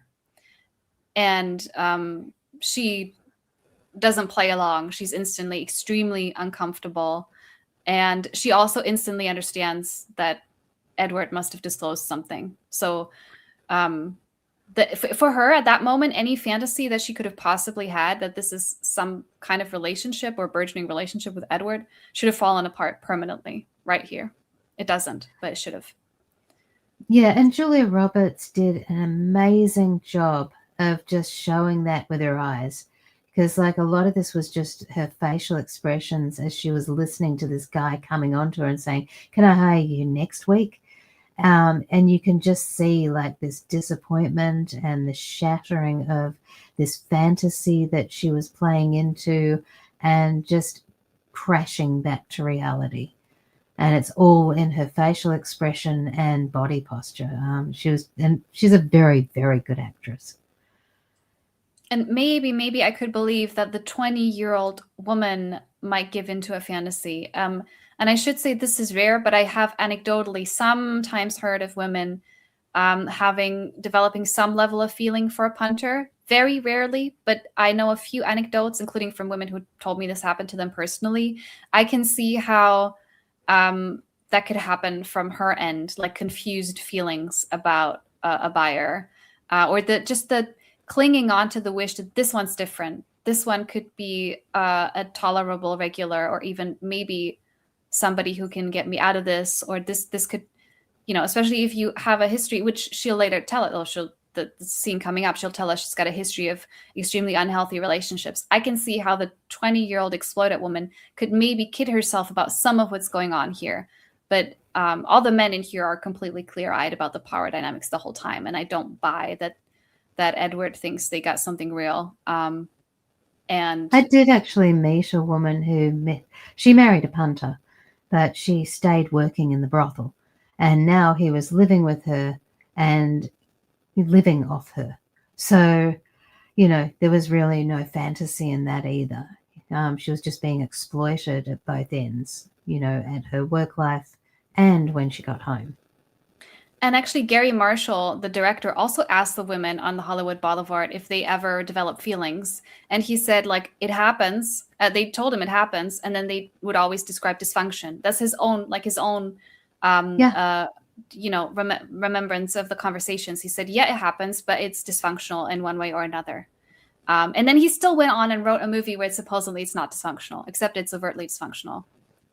Yeah, it does sort of set up that it would only go in a dysfunctional way eventually, but it doesn't overtly do it.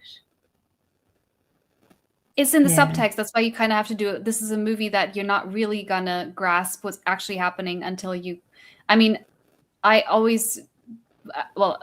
since I've been an abolitionist, I've had qualms with the movie, but I didn't realize the level of exploitation and creepiness that's actually there once you get out the looking glass, magnifying glass. Yeah. And yeah, there's one last thing I want to point out about that scene just before we move on, and that is the scene shows that he has absolutely no real friends. They're all for show and superficial. And so this is meant to be like the excuse for why he falls for her, because, apparently she's more real than anyone he's ever met. That's what that scene is set up for as well. Absolutely. And there'll be more in the friendship dynamic actually later, because this is not the last time that Stocky is a predatory creep. But this is sort of the first fight scene. This is the first, there's these ways that romance stories are structured. There's a traditional structure, and if I'm not mistaken, it's within line of that traditional romance structure, where eventually you need to have something that comes between the couple. How can they overcome this? And here, how can they overcome him outing her to his quote unquote friend and putting her in danger of harassment? This should have been him getting angry at if he cared about her at all, the fight that they have would be about him calling Phil Stocky and tell him that their business relationship is over and that he can get lost. Instead, they are fighting because she, I want to quote a little from that conversation because there's so much in the dialogue there. She says, in my usual clothes, I'm prepared for something like this, but not like this. And he defends him. He defends his creep. He defends the creep. She asks, "Are you my pimp? Will you pass me around to your friends? I am not your toy." He responds, "Vivian, I am speaking to you. Come back. You are my employee. You are a hooker." She, "I decide who, when, how." And he says something like, "I don't want to fight." She says, "I wish I never met you." He says, "Not like you had many appealing options." And then she has this like famous scene where she says, "I've never had anyone make me feel as cheap as you did today." And he says, "I find that hard to believe." Yeah, I actually wrote all of those words down as well because I was just like, yeah, I decide who, I decide when, and I decide who. She says the "I decide who" bit twice. And it was like it had just gone over his head, like he was just like, "Oh, yeah, you're a hooker. Wouldn't you want the work?" And it's not that he says that, but he gives that impression. And also the desperation with which she clings to the idea that she's in control. I found that it's one of the most visceral moments where she's like, "No, I got this. I'm in control. I decide," which I think, as far as I can tell, is like very familiar to a lot of women. I can believe that she tells herself that. That seems genuine to me. But also the film is telling us it's not true. Yeah. And it's also said in a very desperate kind of way because that line just got violated already. Including by Edward, attempting to do the explicit thing she said she wouldn't do. Yes. And she's ready to storm out. He tries to give her the money. She refuses to take it because obviously she doesn't. Yeah, because she only really desperately needed it. No, yeah, that was so unrealistic. You would take the money, you'd run. She needs rent. She needs food. That's where she's at. Rent, food, survival. Yeah. And she's at the elevator, like fuming. And he comes out, apologizes, says, "I was stupid and cruel and jealous that you were talking to this," he doesn't say it, but age-appropriate, handsome man. Yeah. And it convinces her. And in realistic terms, in a long booking like that, the odds that a woman would speak back at all is pretty much zero. And the odds that she'd do anything to screw her chance of being paid properly is zero. And she possibly would have said, "I've got to get the money up front and put it in the bank." Like literally that would have been one of the terms, is going to the bank and depositing. Yep. Yeah. Or in these days, an online payment. And once it's in her account, only then is she even going to like go to this location. Yeah. This is how some of the American Johns get scammed. Yeah. But at that time, that would have been cash up front, and then it would have been deposited into a bank as soon as possible. And it's really wild what happens next, because this should have been like fantasy bubble popping fight, but supposedly it's brought them closer. This fight is supposed to have resolved something. Because he pretends to apologize. It's really, really horrible that this is, again, they're supposed to be falling in love. I'm like, where did the falling in love happen? I didn't see it. I missed it. Next, we have a scene in bed where she tells him the most vulnerable things about herself. This is where she calls herself, she says she was a bum magnet. She followed one of those to the big city. He left her broken alone. He needlessly asks, "Did you choose prostitution?" She says, he knows. She says she tried fast food sales, wrestling ticket sales. And then she says Kit made hooking sound great. So we blame Kit, Kit drew this like good girl with a golden heart into it. And then she says, with the first punter, she cried the whole time. And if you love a woman and she tells you this, would you comfort her? Would you say something like, I I'm grateful you're sharing this with me. I can't even imagine. How can we get you to safety now? Like, how can we get you cried the whole time? Like, is there anything I can do to support you? Um, or just say nothing and just hug and like let the person know non-verbally that you care, that you're moved by them sharing. Why is she just got sexually harassed severely by his friend, and now she's telling him about being raped by the first punter? Yeah, and her reaction to it, and how obviously something shifted between then and the time that he met her, because you don't just cry the first time and then suddenly, oh no, it doesn't bother you anymore because there was nothing wrong. Yeah, and his response is, what was it? It's, you're bright and special, you could be more.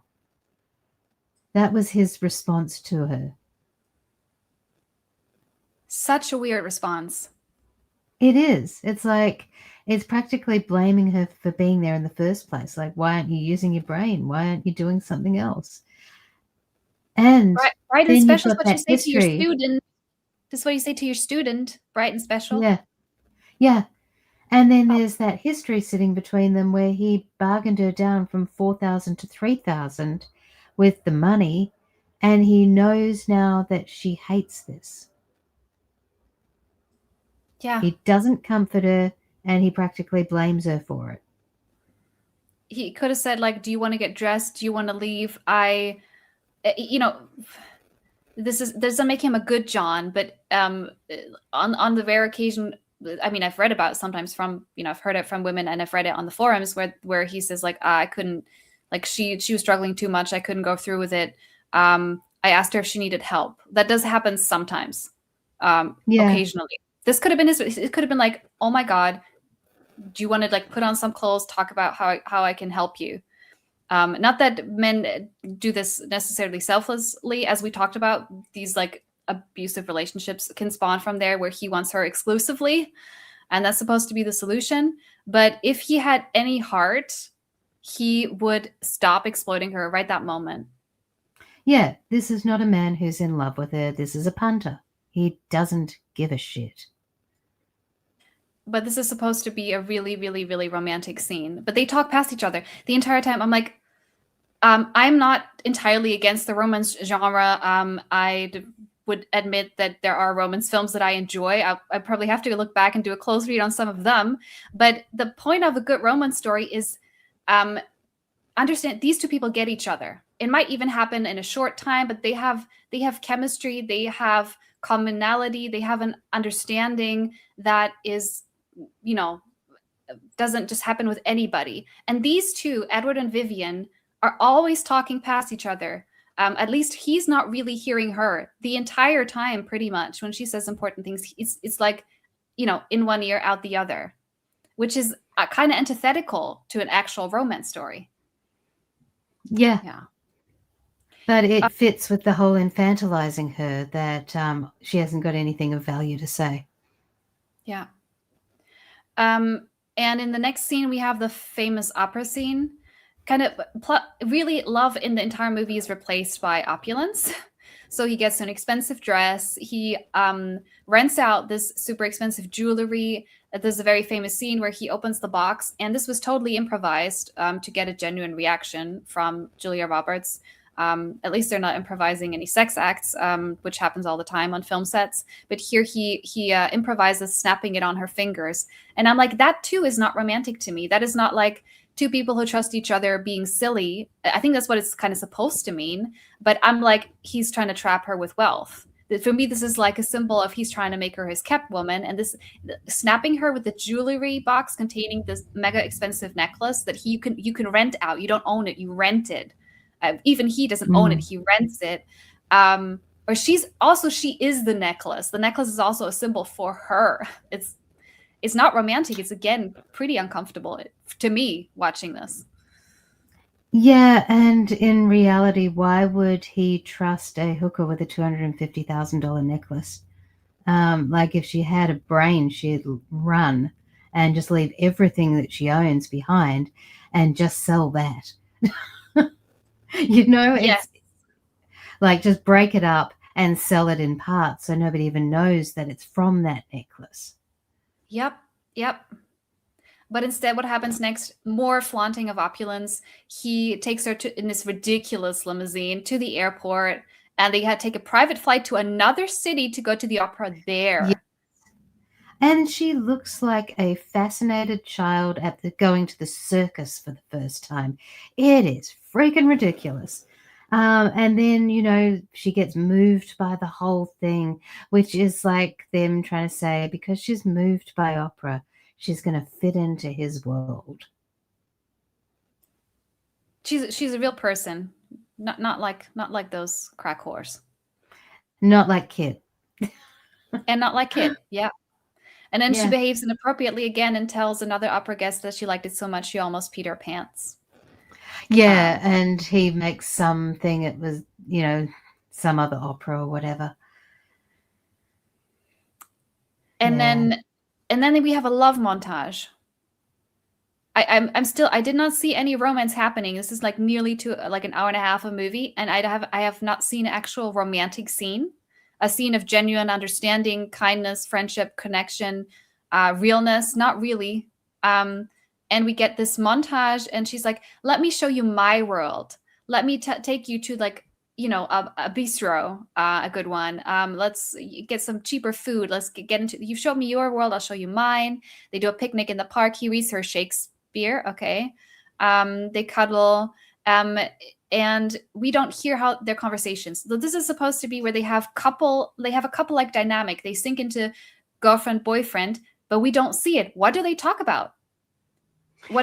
She finished high school in the 11th grade. She might have been a reader. We didn't see it. They could have written that. But like, is she supposedly they have endless conversations. They don't just have great piano sex. They also have so much to talk about and they have so much fun. But we don't actually see them having fun except from a distance. Mostly. No, they can't do that because what could they possibly have to talk about? They come from completely different worlds. Don't share anything in common. And so they're just pretending there's something that's great to talk about, because try and put that on the writer's desk, Okay, we want you to find out the points of common interest that they could have that are just wildly fascinating for an entire day. I mean, they could have set if they were better writers, they could have set this up and say she's secretly studying like literature or arts. She could be passionate for theater and opera and like kind of be studying under her desk, sort of, as she is also in prostitution. Like Andrea studied for her degree while she was in prostitution. They could have written this story and say, look, there are women who put themselves through college, plenty, and university, who are also sexually exploited. You could show evidence of her intelligence, her curiosity, her willingness to learn. We would probably still take issue with the story, but you could have given her this character where you evidence what they might have to talk about. Aside from the fact that I think plenty of businessmen are not really cultured, they're also pretending to be cultured, just because you've had an education, plenty of educated men are not cultured, or whatever that means, They could have both been, if you want it. It's kind of, I think this is me trying to like write a better romance story. Show us why these characters are similar. Show us why they inhabit a similar mode of thinking, where they connect, where they spark. This #1 romance movie doesn't have the quintessential dynamics of a good, genuine, potentially more egalitarian, well, clearly more egalitarian, doesn't get less egalitarian than this, romance story. It's not there. No, it's not. And then we have one of the hardest scenes to shoot for Julia Roberts, which is the third, I think exactly at least the fourth time there's a sex scene, but there's a more minor. She's in this nightgown. We can see her nipples through her dress, which is not nothing for an actress that young to be doing on screen. It's demanding of her. I'm sure, again, all the guys were on set to see that. And Risha Gere's character is asleep, and she sees his humanity. Like, she plays it so well that I really buy it. That he has to be asleep because that's when he looks the most physically vulnerable. And she looks at him and she sees the person, and plays it so well that, like, I believe that she's developing feelings. I don't believe it from him, but I do believe it from her, the way she's acting. And she she strokes his face before kissing him while his almost half awake, half asleep, and that wakes him up. And she even says, "I love you," and you're almost expecting that she is going to say that in that sex scene, or when they wake up, I think it might be. Yeah. Yeah, in the like post-coital scene, she says, "I love you." He doesn't say it back, by the way. Does he ever say "I love you"? Maybe he says it at the very end. He might never say "I love you" in the entire movie. But before that, No, there's he makes a very, lot of excuses of not being able, not ready Mhm. for that. Yeah. But before that, there's a very explicit scene of there's lots of foreplay, and this is again we learn about how Julia Roberts was actually how what it was like on set because she was breaking out in hives shooting this scene. Her body was saying, "I don't want to do this." Very. I once had a bad hunch about a guy, and I wasn't sure if I should go on a date, and then my body broke out in hives, and I was like, "That settles it." So I've had that experience, and I'm really glad I didn't go on the date because he was this was in high school, and we years later it was like he messaged me like, "How are you doing?" and started telling me how he is abusing his wife and making Oh her do God. BDSM acts with other men. And Oh my shit. and I'm so grateful that my body broke out in hives that I never went on that first date. So Yeah. I viscerally relate to Julia Roberts. She her body saying, "No, I am not comfortable on this set. This scene is asking too much of me." Also, she kind of famously has this prominent vein on her forehead. It would keep popping from stress. And both Richard Gere and Gary Marshall were massaging her forehead so that she looked comfortable and that she would look comfortable on screen and not stressed. Wow. Yeah, Yeah. I didn't know that. I had no idea about how difficult it was for her to play this role because she does do such a convincing job. And of course, it's also edited, the power of editing. There's plenty of films we'll see where actors were deeply unhappy and uncomfortable or dealing with something personal or dealing with addiction, and you won't see it. So it's a mix of credit to her talent, and also the editing room does a lot Oh, to help. yeah. And all So the you other can't tell. professionals in the room creating it, of course. Yeah. Yeah. So the super sensual, sexy scene was deeply, deeply, deeply uncomfortable for the lead actress. However much Gary Marshall and others have emphasized that Richard Gere and Julia Roberts had such a great on-set professional relationship. I'm not necessarily blaming Richard Gere. I think it was all of the men on set that were the problem. This was Yeah. not. This was a challenging scene to film. Um, an uncomfortable one, and they could have done it was quite explicit. They could have toned that down. They didn't have to do this to her. No. They could have actually shown the development of love without it actually being a bedroom scene. Like, Mhm. as you were saying earlier, the connection, with talking, actually given us something with that rather than just a montage of, oh, yeah, it's happening in the background somewhere. Yeah, believe us, it happened. Happened off screen. Well, at least happened inaudibly. Yeah. It So happened she's without substance. Yep. So this is the final scene before he says he offers her kept woman status. He'll says, "I'll pay for an apartment, a car, shopping money." And she says, "You know what? My mom used to lock me in the attic when she thought I was bad, which was pretty often. And then I used to dream of a night rescuing me." Let's not skip over the abuse by her mom. She got locked up by her mom. Yeah. I think when people finish this movie, they've forgotten this because it's like a one-liner. But again, any man who loves the woman would have said, "Oh, wait, let's linger there. What happened with your mom? Let's like sit down. If you want it, let's sit down and talk about this. What happened?" You know, and that none he doesn't. He just like ponders, should I be the knight? Nah, I don't think so. He doesn't think she's been through a lot. Can I support her?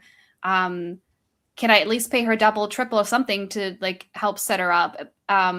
And he actually says to her, "I never treated you like a prostitute," to which she says, "You just did." I cannot believe Yeah. he says, "I never treated." That is it. But he did the whole way through. Like, Yeah. they set her up with, that background with abuse from her mum. We don't know if there was any that was from her dad as well, but if he was around, he certainly would have seen that and played up along with it. That she was a bum magnet, so she had bad relationships. and that she was in prostitution. So we've got a lifetime of being, let down to abused, and no sympathy from him whatsoever. That is exactly like treating her like a prostitute. And I feel like they did take a lot of that original script by J.F. Lawton, because this works for his script. It doesn't work for a romance story. But this is clearly like the skeleton of the old script is there. And this must be part of it, because it only makes sense if you're describing dysfunction. It does not make sense if you describe love. Yeah.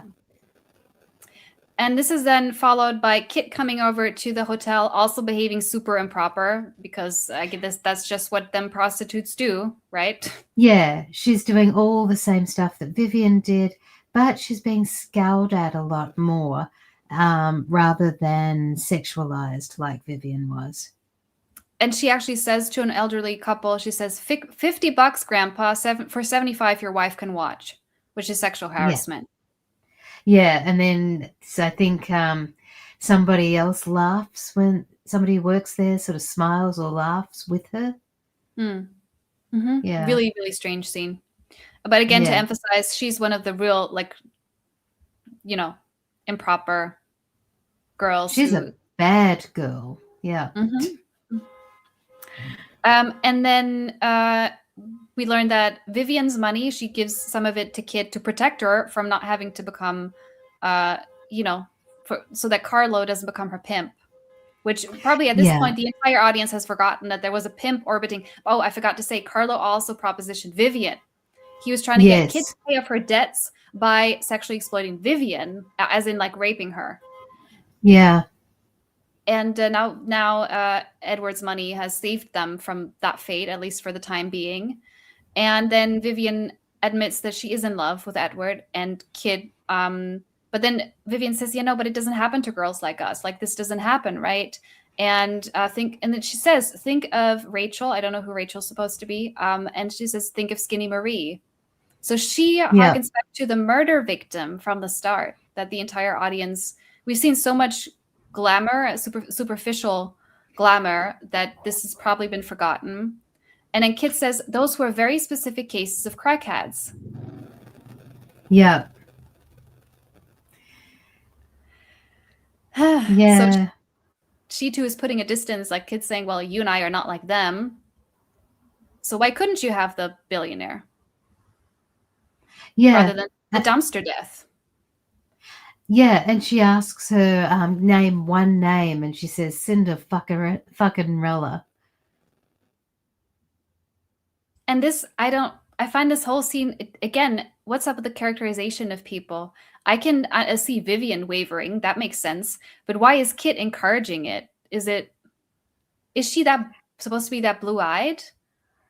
I don't know. We've seen too little of her to really understand her characterization, but it seems a little strange to me that she would go, yeah, why not?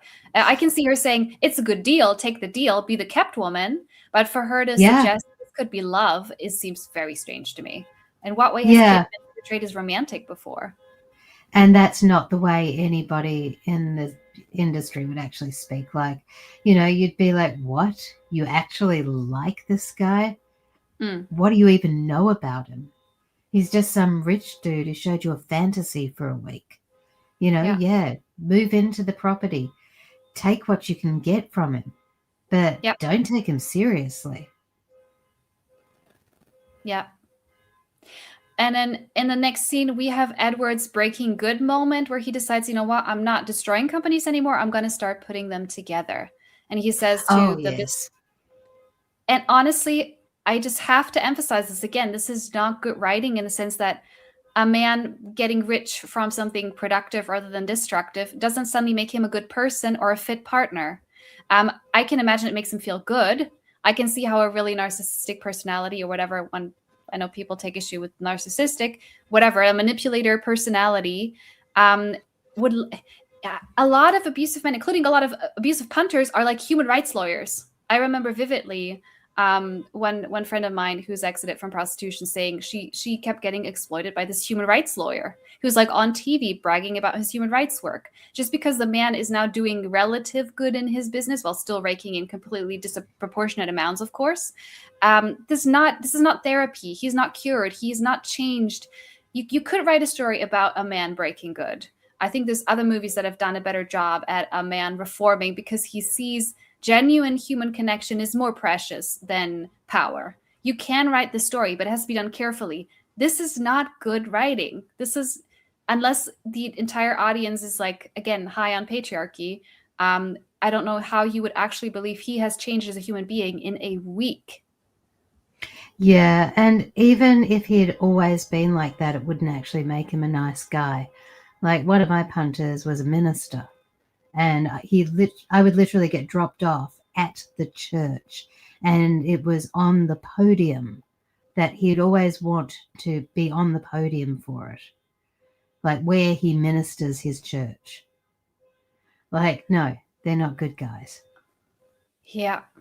Which kind of, that seems almost a little bit reminiscent of the piano scene. Except, you know, some men get off on people not knowing that they've committed voyeurism on them or stolen underwear, or of course the men who get off on having sex in the marital, so unquote, quote unquote, sexually exploiting a woman in the marital bed, right? Explicitly get off on it when they could have done it someplace else. The point that the wife doesn't know is the turn on, is the violation. Yeah, exactly. And what happens next is kind of the most violent scene in the entire thing, in the entire movie, that again, I think many people don't linger on enough of how horrific it is, both in terms of what happens to Vivian by Phil Stocky, but also in how Edward responds. Because what happens next is an attempt at rape. And just prior to him leaping on her, her body language is in a closed position. Her shoulders are hunched. She's looking down. She's actually sitting on a chair for the first time on one of those couches. And her knees are together. She's sort of leaning forward, so she's not relaxed. And she's fidgeting with her fingers constantly. So she's back to looking like she's got post-traumatic stress disorder.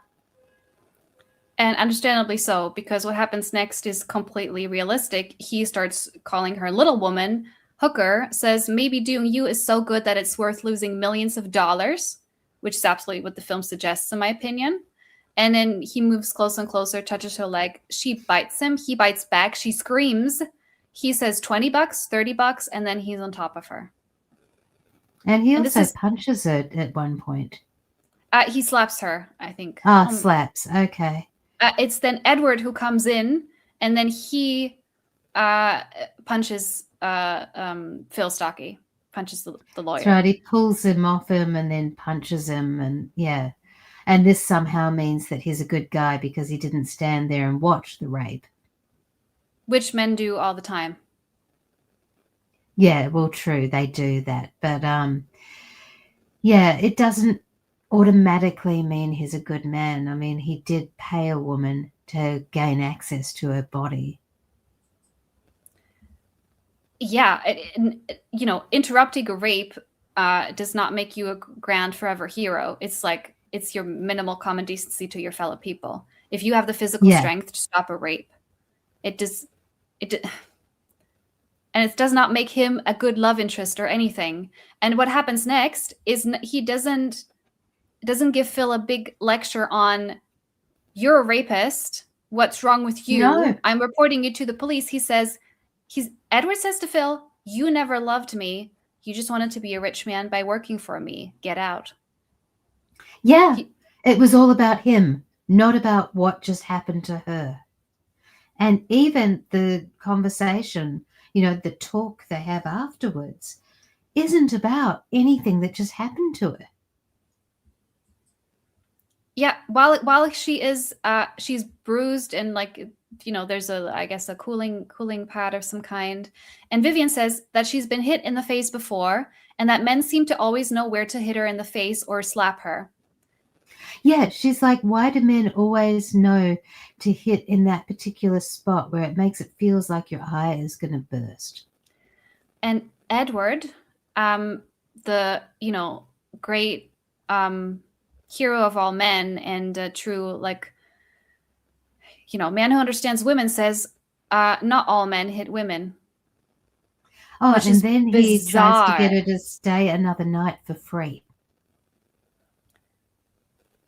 But he not all men's her. Yeah. And then he says, would you do me for free now that my friends attempted to rape you and hit you? Would you do me for free? And by the way, I don't hit, right? So Yeah. I'm safe. I don't hit. The entire scene is actually bizarre. It's really, really bizarre. Again, it gets even weirder because the next thing that happens must have been Love is playing. That's the background music. Must have been Love, but it's over now. And we have this montage of both of them kind of grieving the loss of each other and assuming they won't see each other again. She actually cries as she leaves him. He doesn't, but she cries. Yeah. I think she cries on the way home. There she's in the apartment that she shares with Kit. And yeah, it must have been Love, but it's over now. Plays, which is a gorgeous song, but does not belong here. Where is the love? I've been the entire 2 hours I've been trying to find the love or scraps of it. It's not there. Yeah. And then she says to Kit the same words that he said to her because, she's got this new plan now. She's going to go and study. And she says to Kit, you've got so much potential. You could do anything. And Kit's like, really? And she said, sometimes we just need to be told that. And you've got to remember, no matter what anyone says. You could have written a totally different movie where Vivian does gain a caring parental figure. It would have still been a little dodgy for a man to do that, but it's not implausible. Not as implausible as this movie. She could have met somebody who does change her life, who does get her out of the mindset men are just going to be bums and hit me and exploit me. So I'll get paid for it. It could have been that she meets somebody who breaks her out of that. That is a tellable story with some emotional intelligence. But he finds out everything about her and then sends her off with $3,000 to go back to the life that he knows made her cry when she entered it after hearing about a background of abuse.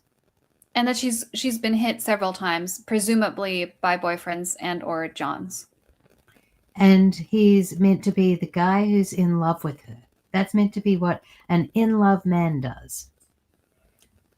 And then he talks to the hotel manager, who is kind of the little, I guess, cherub of the story, or the little amour. What'd you call him? The little Eros. Because the hotel manager tells Edward it must be difficult to let go of something so beautiful. And he tells him, the driver knows where she lives. Want us to take you there? Which is dangerous. He's giving out the address of this woman. Her home address. Puts her in active danger. Yeah. Yeah. And then it cuts back to Kit, who's getting a new housemate. And she's like, oh, yep. I'm going to charge you more because I'm going to go to beauty school. So we've mentioned that before. But it's like she just needed somebody to believe in her. As soon as she's told she's got potential, she just makes a better decision and everything works out. Because obviously the problem was never systemic oppression of women and socioeconomic disparity. It was always just she was too dumb to make a better choice. Yeah. And now they're just going to pull themselves up by their bootstraps. And that's how you fix prostitution. You just go back to school. You can just go on the street, tell every woman. A good woman. Mm-hmm. Sorry, you just have to go, stop being a bad woman, be a good woman. And once you're a good woman, everything will be fine. Yep. It's freaking ridiculous. Yeah, anyway, sorry, you go. You've got this ending where whoever wrote it was just high on something, where he drives again with his big ass limousine. Pink by the looks of it. And you can buy this, you can hire this limousine was purchased by a plastic surgeon who drives his clients to his clinic in this limousine. Right. Okay. So now you've got the Pretty Woman plastic surgery industrial complex.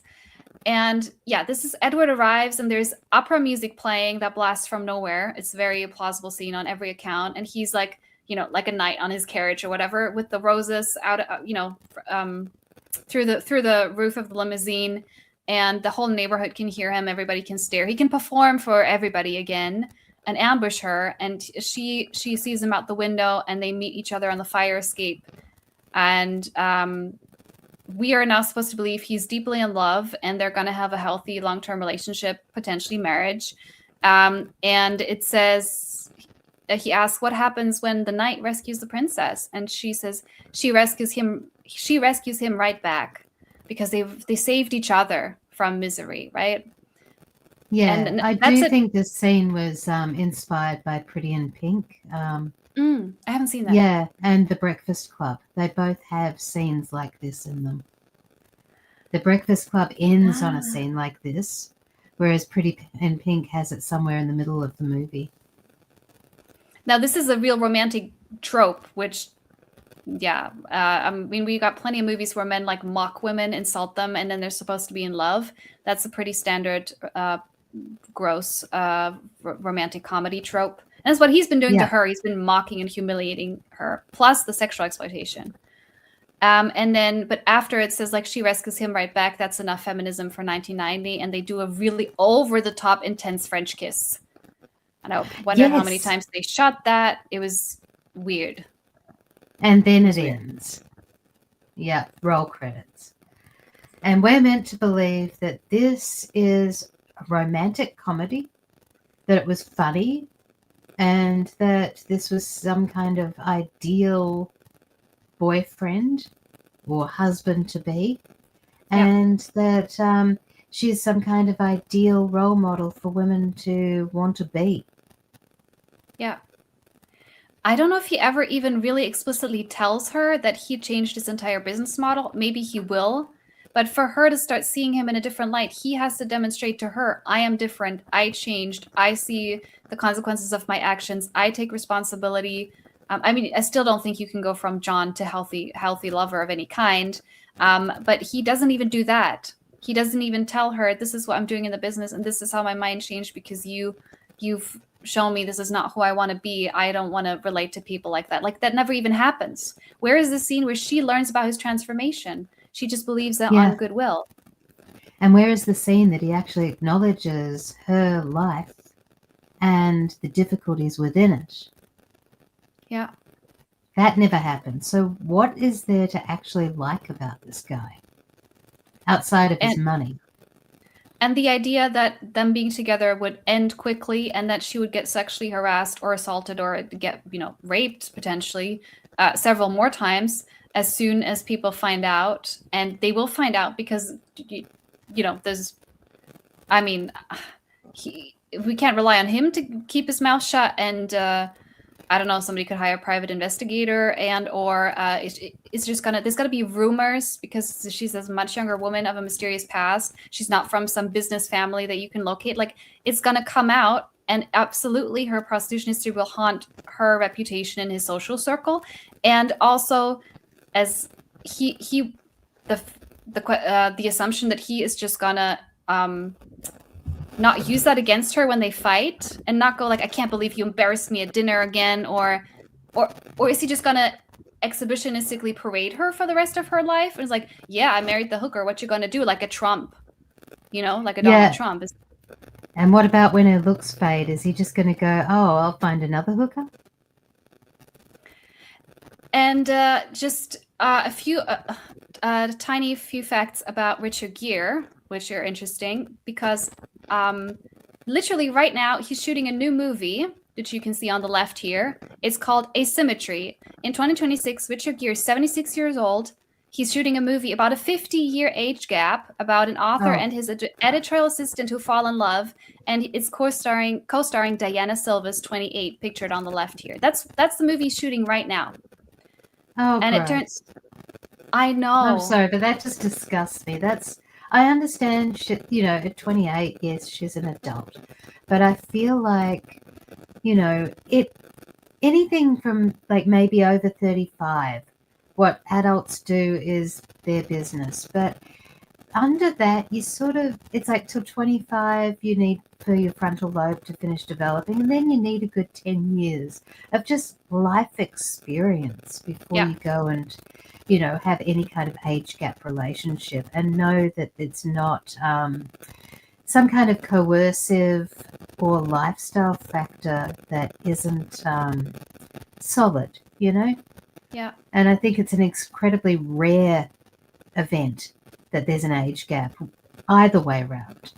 And this is just Hollywood fantasy bullshit and exploitation of women's youth. And there's a whole history there because I haven't seen this movie, but there's another one where he plays alongside Winona Ryder, which she was not cast for Pretty Woman, right? But they do eventually become co-stars in a different film where she plays this picture you see in the middle, a terminally ill woman, and he's also something like 30 years her senior, something ridiculous like that. And they fall in love as she's dying. So there's a history of him playing age gap relationships. They've kind of, I don't know how many times that happened, but those are some prominent examples. And then I was like, okay, who is he with in real life? Let me find out. And in real life, he's married to a woman called Alejandra Silva, and she's 33 years his junior. And yeah, she's like 42. And yes, adults can do what they want. And still, I'm like, I don't know. If I was in their orbit, I might keep an eye on the dynamic, Yeah, that does come across as a bit problematic. I mean, and one age gap relationship, okay. In ordinary people, yeah, that might be a thing once, but a pattern. And also just I know the others are films, they're not, past partners, but he's obviously playing that role so that, because it's like a blokey thing, isn't it? It's like, oh, the guys, oh, she's a young thing on your arm. I mean, we all know the jokes. And still, interestingly, there's a bunch of things we could review next. There's no hurry because, frankly, this takes a lot of preparation, watching these slowly, analytically, and then researching the background. So it might be a minute before we do the next one. But there is a film where Richard Gere plays a man in prostitution. It's called An American Gigolo. And it might be interesting to see how it's filmed when it's a guy who is the exploited one. And also he's exploited by women. And the man who played one of the most famous punters or Johns in film history also plays one of the most famous so-called gigolos in film history. So, I mean, I have a long list of things we could potentially review next, but there's another one with him. So that'll be curious.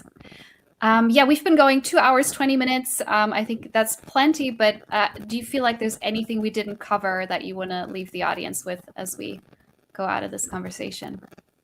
No, I think we covered everything pretty well. I mean, we did go into great detail on this one.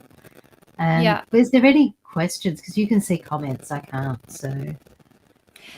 We're unfortunately live streaming at a little bit of an inconvenient time. Our usual audience, especially from North America, is asleep. So it's a slightly smaller crowd than usual. We usually go up to about 100 people. Right now it's about half as much. And we only have Fotina, who's joined us from Germany, and she gave a few of her thoughts, but there are no questions currently. But anyone who comments on YouTube, you feel free to leave some comments on YouTube or on any of the podcast streaming apps, and we'll get back around to you. And I'm sure we'll reference Pretty Woman again in a future stream because it's kind of the prostitution movie to compare all the others to. Yeah. So thank you, everyone, for listening. Thank you for everyone who made it to the end of the story. Do let us know your thoughts in the comments.